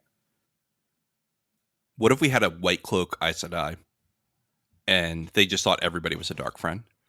They could just be spewing out, channeling. Yeah, I think that's right. It's probably, she's convinced that it's dark friends. Yeah. Who else would be shielding Rand? But it is a little sticky there, I think. I think they pushed that to its limit there. Yeah, absolutely. All right. Lore Master Adrian writes in, "Hey, John and David, knowing that there are 14 books in the Wheel of Time series, something that has precluded me from reading them. Do you think we'll ever see the end of the series on screen? From what I gather, it seems as if the showrunners have been combining material from a few books into seasons. Even still, I can't imagine them going through all the books before someone at Amazon pulls the plug. I don't know what could be worse, a show stopping mid-arc or a rush to the finish a la Game of Thrones. On another note, if the show does end, I will gladly up my Patreon pledge to see both of you, Elysia and John, finish out the series with shadow puppets." All right, deal. That's a funny thought. Yeah, so the rumor, I mean, the idea that was floated, we don't know if it'll come to fruition or what, is 8 seasons in total. So that means they roughly covered like 4 books if you include New Spring. The next one is supposed to be pretty much 1-to-1 with the 4th book in the series. And then that would leave about 2 books per season left to cover to make that 8 seasons. But then I can imagine some books, 10 can be collapsed quite heavily. So. You could do, I think you could do books 8 through 10 in one season. Yeah. There are some big set pieces in them, but I don't think that they take a whole season to do. Yeah, and A Memory of Light gets its own season, I guess. Yeah. I remember when we were talking with David Goyer, who's the showrunner for Foundation, when we had him on for an interview, he talked about having off ramps. He's already got off ramps planned. So if he gets cut, he knows, okay, this is how I can wrap us up here and I can wrap us up there. And I can only hope that Rafe has those backup plans in his pocket to think of if that happens. And it's he's not guaranteed for 8. There is no way. Amazon doesn't feel like it cuts early like Netflix does. I feel like Amazon lets things run a little bit longer, although The Expanse. The Expanse got well, they plenty took of on coverage. The Expanse. Yeah. I know, but they also ended it after season 6 when it had 3 more books. Yeah, I mean, no, that was the showrunners. The showrunners wanted that ended. Oh, okay. I didn't realize that. Yep, they were done. They thought about the story, and they're on record for all of this. So they looked at the storyline, and they looked at the last 3 books and that inflection point of what they would have needed to do to get there. And they're like, "Nah, we're good here." And maybe we'll come back later with a movie or a miniseries, right? Because there's a big time jump between book 6 and 7. Okay. Yeah, and that makes me feel better. They were just tired. I can see that. We've got other things that we want to do, and all the actors and the crew, everybody has just been on it for a while, right. And that's a fair thing as well. You go 8 years of your life just in terms of seasonality year to year, not to mention the interstitial stuff, and the fact that both of the seasons have taken 2 years. Exactly, 2 years. Right. So it's actually like 16 years if they keep this pace. Yeah. Well, yeah. Hopefully the industry in general gets a little bit back to normal more. But I do take it to okay, so Amazon, they have Rings of Power and they want to make it work because they've sunk so much money in the rights. And if you want to make a high fantasy show work, it's much better to have another beloved high fantasy show that's performing quite well. It's one of their top performing shows overall on the same platform. So I feel reasonably confident that we could really get all 8 seasons. That would be great. That'd be awesome if we could. And I think the reception to this season has been a lot stronger. I think it's a lot less divisive. Season 1, I mean, I think that season 1 was a mediocre show. It was very much mediocre. And I think season 2 was really, really good.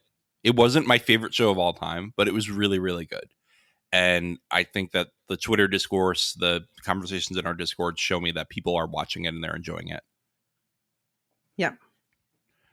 Adrian did a PS saying, I realized I might be sending this too late as the season ended. Doe. And I was like, oh, no, he's good. He's good. All right. Thanks, Adrian. Finer writes in, says, thank you for the Wheel of Time podcast. One comment on the recent episode. You mentioned you're not sure how Loyal and company got the horn. Lanfear gave it to them in the episode. Inktar says, we had help from a lady from Kyrian. Mm-hmm. We kind of talked about this before, but thanks, Finer, for clarifying that for us. Garrett, this is our last non-spoiler feedback. Garrett writes in, says, Wheel of Time, I'd love to hear some discussion about the soundtrack for this season. I recall John saying something about it briefly in the White Tower segment, but I'd be curious to hear more. Like John, I found it to be discordant to the point of jarring sometimes, with electric guitars, modern and clean-sounding instruments, and just all too noticeable. At times, it gives the whole show a cheap CW feel. Thanks for the show. Elysia, say some nice things first. Well, I said at the beginning, it's one of my highlights that I think Lauren Balfe, he encapsulates the drama of this show, but also the richness that we're talking about something that's both past and future at the same time. And so it makes perfect sense to me that you have this blend of instruments. And I also just love how he played with it throughout the different scenes. Like, for instance, I talked about before in the episode where Egwene is being broken, her theme is being broken down as this goes on to show her progression. And they've, done this masterfully well. So for me, the score is one of the highlights. And now you're going to say something not nice. Well, sorry, I was actually responding to Adrian on our Discord, who said, I sent you an email about the Wheel of Time and hope it can make the season wrap. And I was like, we just recorded this. So, yeah. Well done. Yeah, I mean, I think that it just takes me out of it. Maybe I've been trained by Peter Jackson and Howard Shore to expect a certain kind of music from fantasy, but I am trained that way. And so it doesn't feel like fantasy to me. It's just, it's not my taste, but that's fine. That's fine. If it's working for you, Elysia, I'm very glad. Yeah, I like that it's different. I consider that a feature, not a bug. Yeah. David, any thoughts? Nope. All didn't notice the music, didn't have a vibe one way or the other. All right. Well, very cool. I think that's it for our feedback here. Why don't we do some very quick show notes before sending David on his way and doing the White Tower, talking full book spoilers. So really quickly, we've got our affiliates. We've got Properly Howard movie review. They just did The Thing. I listened to the whole thing. It was really funny. I really liked their review. It made me want to watch it, and I probably will now because it's October and we're trying to be spooky about it. It's a classic, yeah. Yeah, I've never seen it. So yeah, I just watched it the other night and actually did a comp to something happening in Loki season 2 right there. So okay, yeah, good movie. Nice. All right, Elysia, you have your Woolshift dust feed. I know you're doing something spooky on it this month. Yes, we're going to have some a short coverage of the fall of the House of Usher, which is going to be on Netflix. And then starting next month, we're going to be covering Beacon 23, the new Hugh Howey adaptation on MGM+. Well, Hal Huey is going to be doing a great job with this series. No, I'm glad. I'm glad that you're back because we've been wanting to hear from you more. And yeah, it'll be good to get the feedback going. And I think you and I are probably going to talk about the fall of the House of Usher on this feed at some point to do sort of a cross promo. Now, our programming notes, we're done with our triple covers. This is the last episode in it. We are, you guys are doing Loki season 2. I actually just caught up on it. So Who knows Yeah. if I'll scroll it up again. Yeah, my phone was blowing up with all your messages the other day about getting into. So suddenly you're an MCU stan. I watched Captain America last night, and I Mm-hmm. also watched the one shot of Agent Carter because I'm just Okay. Yeah, following that's the so Marvel. good. I'm following Agent the Marvel playlist of Yeah. chronological order. I recommend Agent Carter, the TV show, not official MCU, but like really good. Only 2 seasons, really fun show. We'll see. I'm going to start with the Disney stuff. We'll see where I go from there. But who knows? Maybe you and Jean will all convince me to put on a cape again. And so Loki season 2, we'll have a Silmarillion story this month. We'll have second breakfast for patrons. We've got plenty of stuff going on. Tehanu we're doing in Earthsea. We'll have a podcast on Revenge of the Sith. Plenty of stuff going on our main feed, so definitely check it out if you are not already on there. Very quickly, I just want to shout out to our Lore Master patrons. This is our top tier subscribers. We've got Samartian, Cyrus, Mark H, Michael G, Michelle E, David W, Brian P, Nick W, SC, Peter OH, Bettina W, Adam S, Nancy M, Lavinia T, Duve71, Brian 8063, Frederick H, Sarah L, Gareth C, Eric F, Matthew M, Sarah M, DJ Miwa, Andra B, Kwang Yu, Laura G, Deadeye Jedi Bob, Nathan T, Alex V, Aaron T, Sub-Zero, and Adrian. All right. Thank you very much, everyone. Yeah, just maybe a quick we'll do our note shadow puppets. Quick note about Patreon too. We've turned on the 7-day free trial thing. So if you just want to check us out and see if that's something you want to do, you can do that. And you can also do annual memberships now. We're able to convert our account to that. So if that works better for your budgeting, give that a try. Okay. And of course, we have plenty of stuff on Patreon. I'm going to do a Shire Side Chats exclusive for patrons this month, which is where I talk about the letters of J.R.R. Tolkien. And we're going to do Second Breakfast, where we're going to watch The Witch. Finally, the poll ended. Yes. So The Witch, the horror movie. It's really, really, really good movie. David, yes, I know you've got to head out. It's been a pleasure talking about this season with you. And I'm looking forward to talking about season 3. And thank you, Elysia, for joining us on the White Tower. I'm sure you and John had a good time, and I was glad to have you in my head sometimes when I was watching the show. Curious. I was like, oh gosh, I wonder what Elysia thinks about this or that, or I got to ask her this question. So really appreciate you supporting the coverage for this show. I know I was going to ask you a question at the top, and I forgot. Okay. Is Wheel of Time, does that rank? Is it in your power rankings for things? Is Wheel of Time number 1 for you? As far as like TV this year, or no, or in terms general? of in terms of all kinds of series, from everything from Dune to Star Wars. To Marvel. I would say the trifecta is Wheel of Time, Star Wars, and Marvel. Okay, got it. So no one, they're all equal at the top. Yeah, I think, I go through different moments where I become more obsessed with one or the other. But these are 3 worlds that I live in deeply. And I have to say, if I were to choose, if I had to choose one world to visit, it would be the Wheel of Time world. Well, there you go. Okay, that answers my question. All right, guys, thanks very much. And everyone else, come with me. And we'll see you next season. All right, we're going to take a quick break so we can talk full spoilers.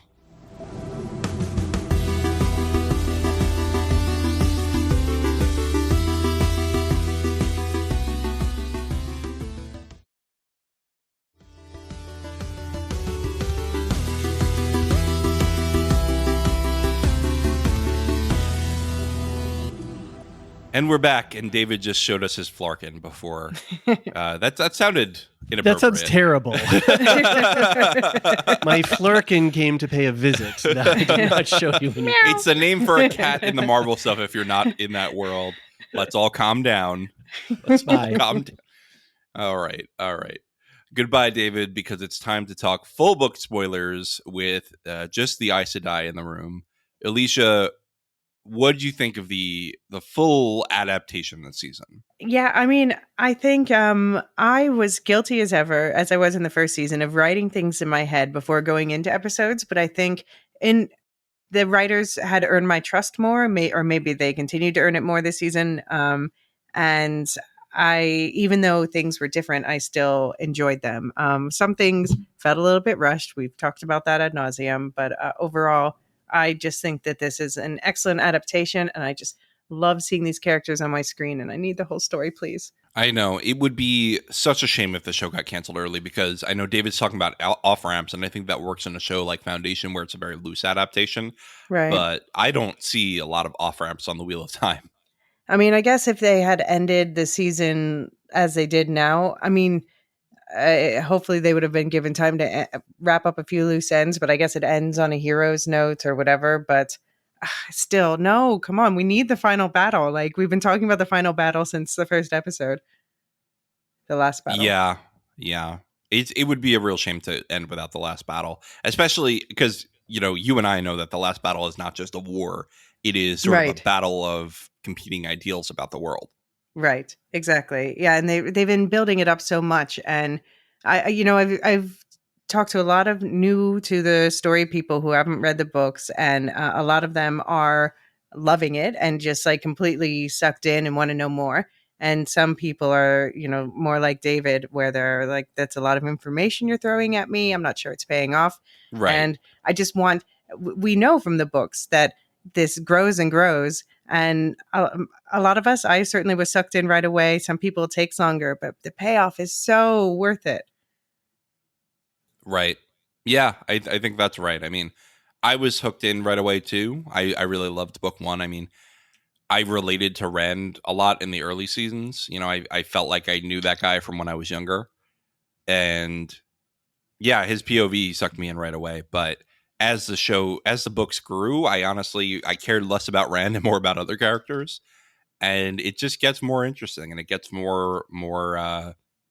it gets more flavorful as you go through. Right. Yeah. And I think the next season is going to be the season where it's going to make it or break it for anyone who's having doubts. And honestly, if you're not in after next season, then this isn't the story for you. But hopefully a large enough audience is.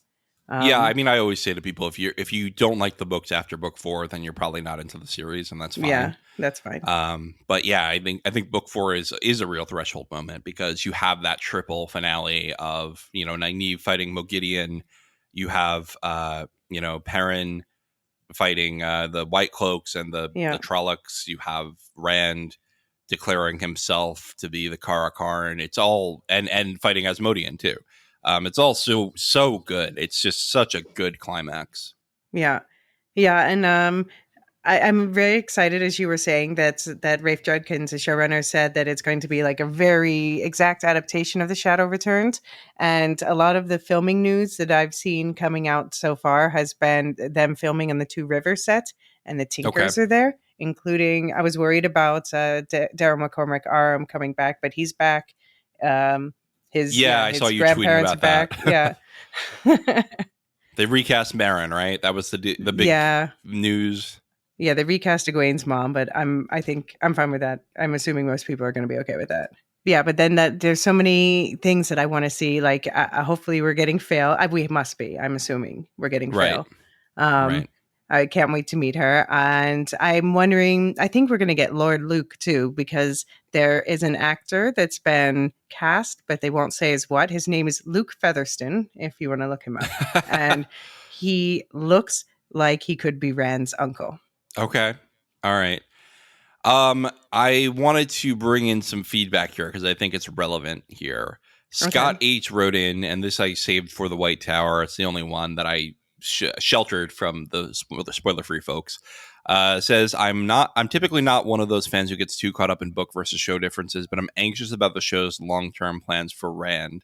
Central to his development is his relationship with Elaine, Min, and Avienda, as well as their relationships with each other. I'm worried that character economy and modern social political sensibilities will cause a departure from the book series. At this point in the show, Rand has little to no relationship with any of the three women, and some of these plots seem to be getting incorporated into Matt and Perrin's story arcs, which will potentially have significant knock-on effects. What are your thoughts and opinions on what direction the show will take Rand and his three loves from the book? Elysia? Min promised him rainbows and carnivals and 3 beautiful women. So I think they're setting it up. I think that it's too soon to just like suddenly dive into it, especially with everything. They're still wrapping up the Egwene thing and Lanfear now in the books. Now we've seen him meet Elaine, and we got the lovey-dovey perspective. Yeah, I that was the moment where I thought, okay, we're definitely doing the 3 people. Yeah, and in the books, it would be the start of season 3 where Egwene basically gives Elaine and Rand the blessing to be together. Egwene's like, okay, it's Yeah, over what a weird between Rand scene. and I. I mean, hopefully they'll handle it a little bit better because they've Yeah. approached this relationship as being more mature from the get-go. Man, Robert Jordan, I love him so much, but he could not write romance. Just couldn't do it. Yeah. I mean, yeah, and I think so. And then Min, we've met Min, obviously. Rand's met Min. She becomes a more significant romantic figure later in his life. And I think we're going to get him spending significant time in the Waste with Avienda. So, Right. I think I we're on think track. that's right. I think that's right. I'm not worried, Scott, and neither is Elysia, so fare thee well. It'll be okay. Thanks for writing in, though. Okay, so let's move on to things that we hope to see, that we need to see in season 3 from the book, from the Shadow Rising. Let's just focus on that since we know that it's going to be a pretty straight adaptation. Yeah. Yeah, I mean, I'm still hoping that they might sneak in some things that we didn't get to see yet, like the flicker and the stick fight. Yeah, maybe they'll do flicker within the Terangrial in Roidion. Right. Boy, I can never say that. Right.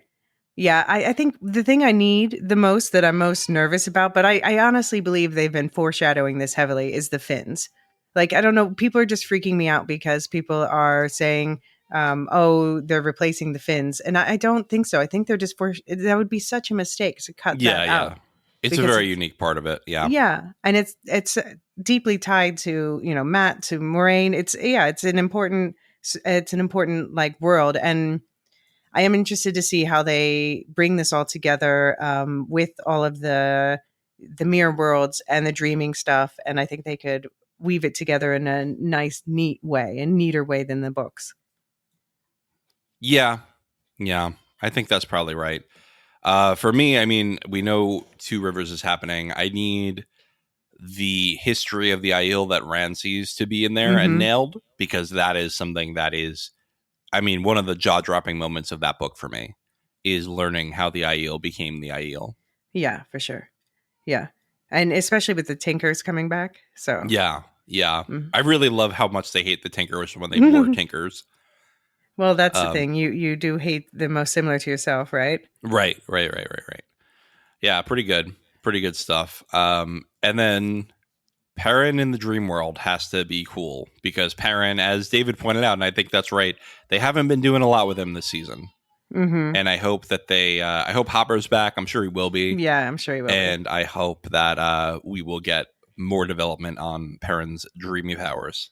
Yeah, that's why I'm excited about a potential Lord Luke sighting. I want the Slayer aspect too. And yeah, I want Egwene to shine. I want her to have her Wise One training, her Dreamer training, and set things up for. I'm wondering if they might tease the tower break in the finale. Okay, all right. I think that would be cool, because don't they do that in the epilogue of book 4? That's where Swan is like ambushed.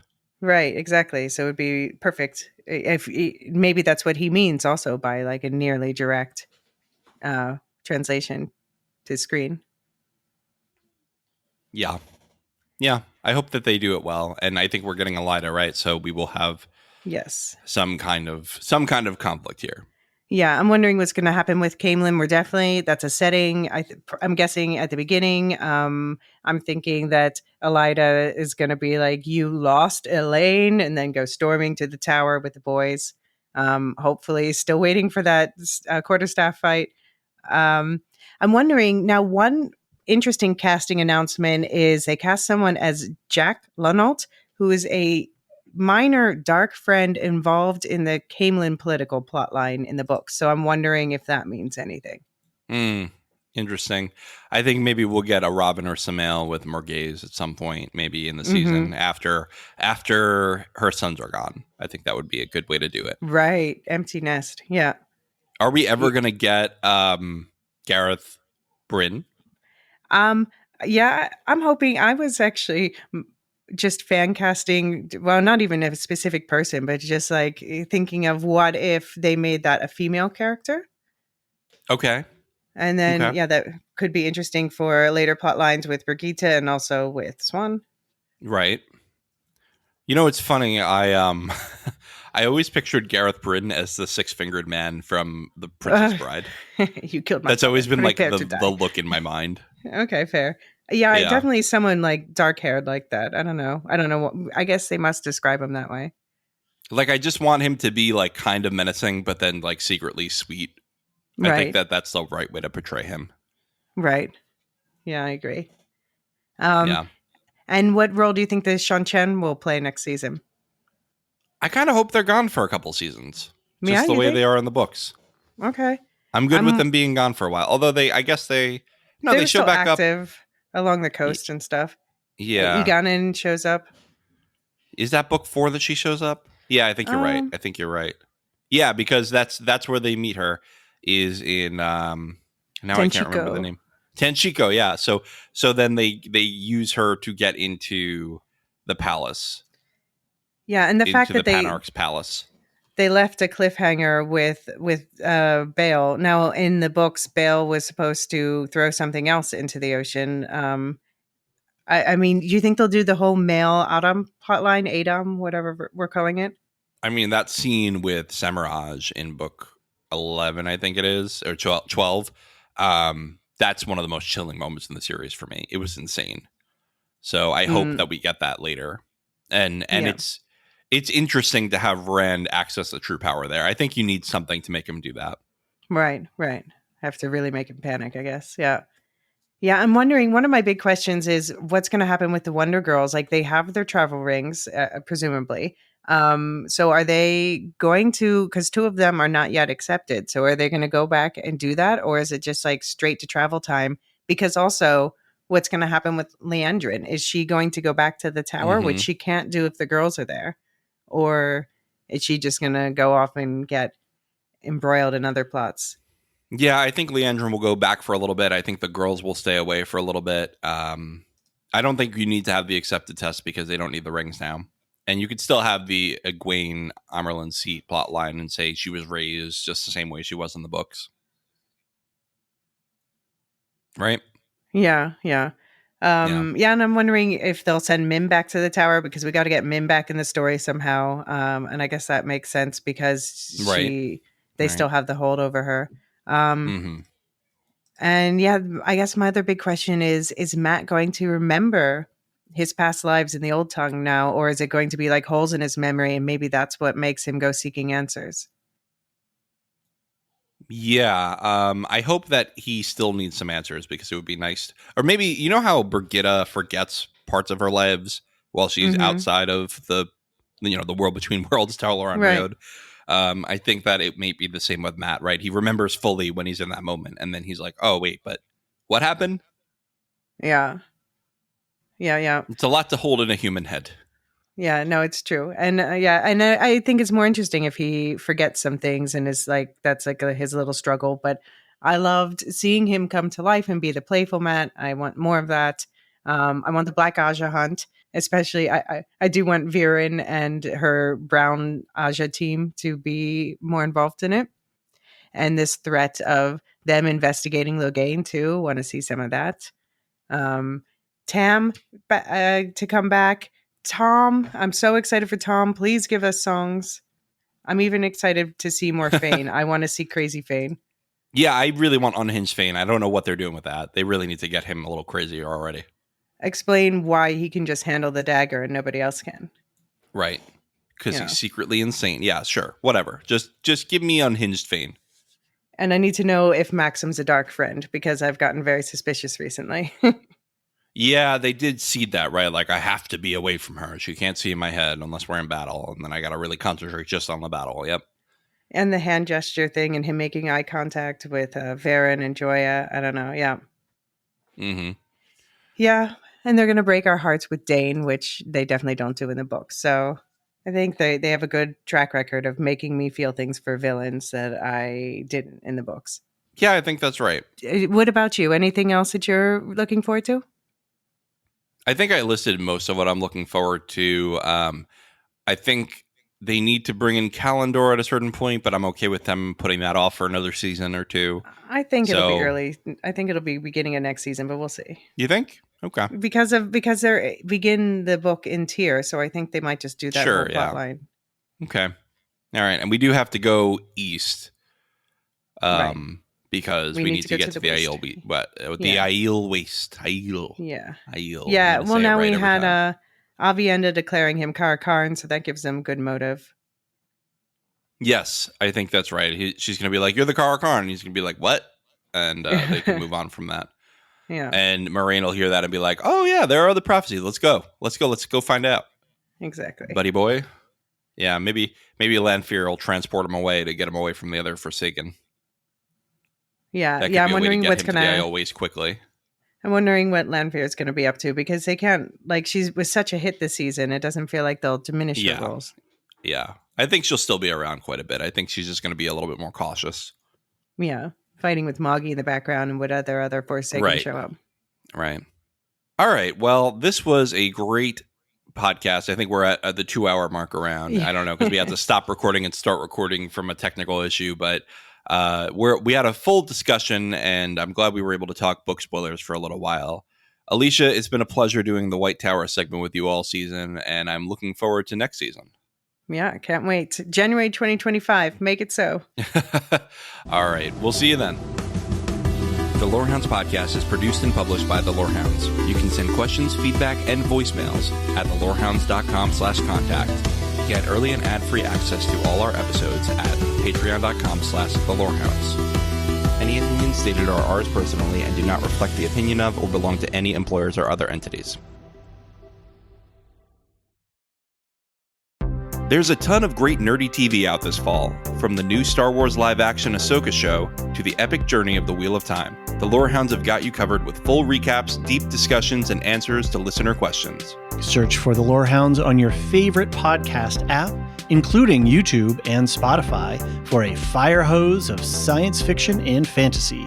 Or head to thelorehounds.com to join the conversation via our contact form or our Discord server. Whatever you're watching, we'll be there as your guides to great TV.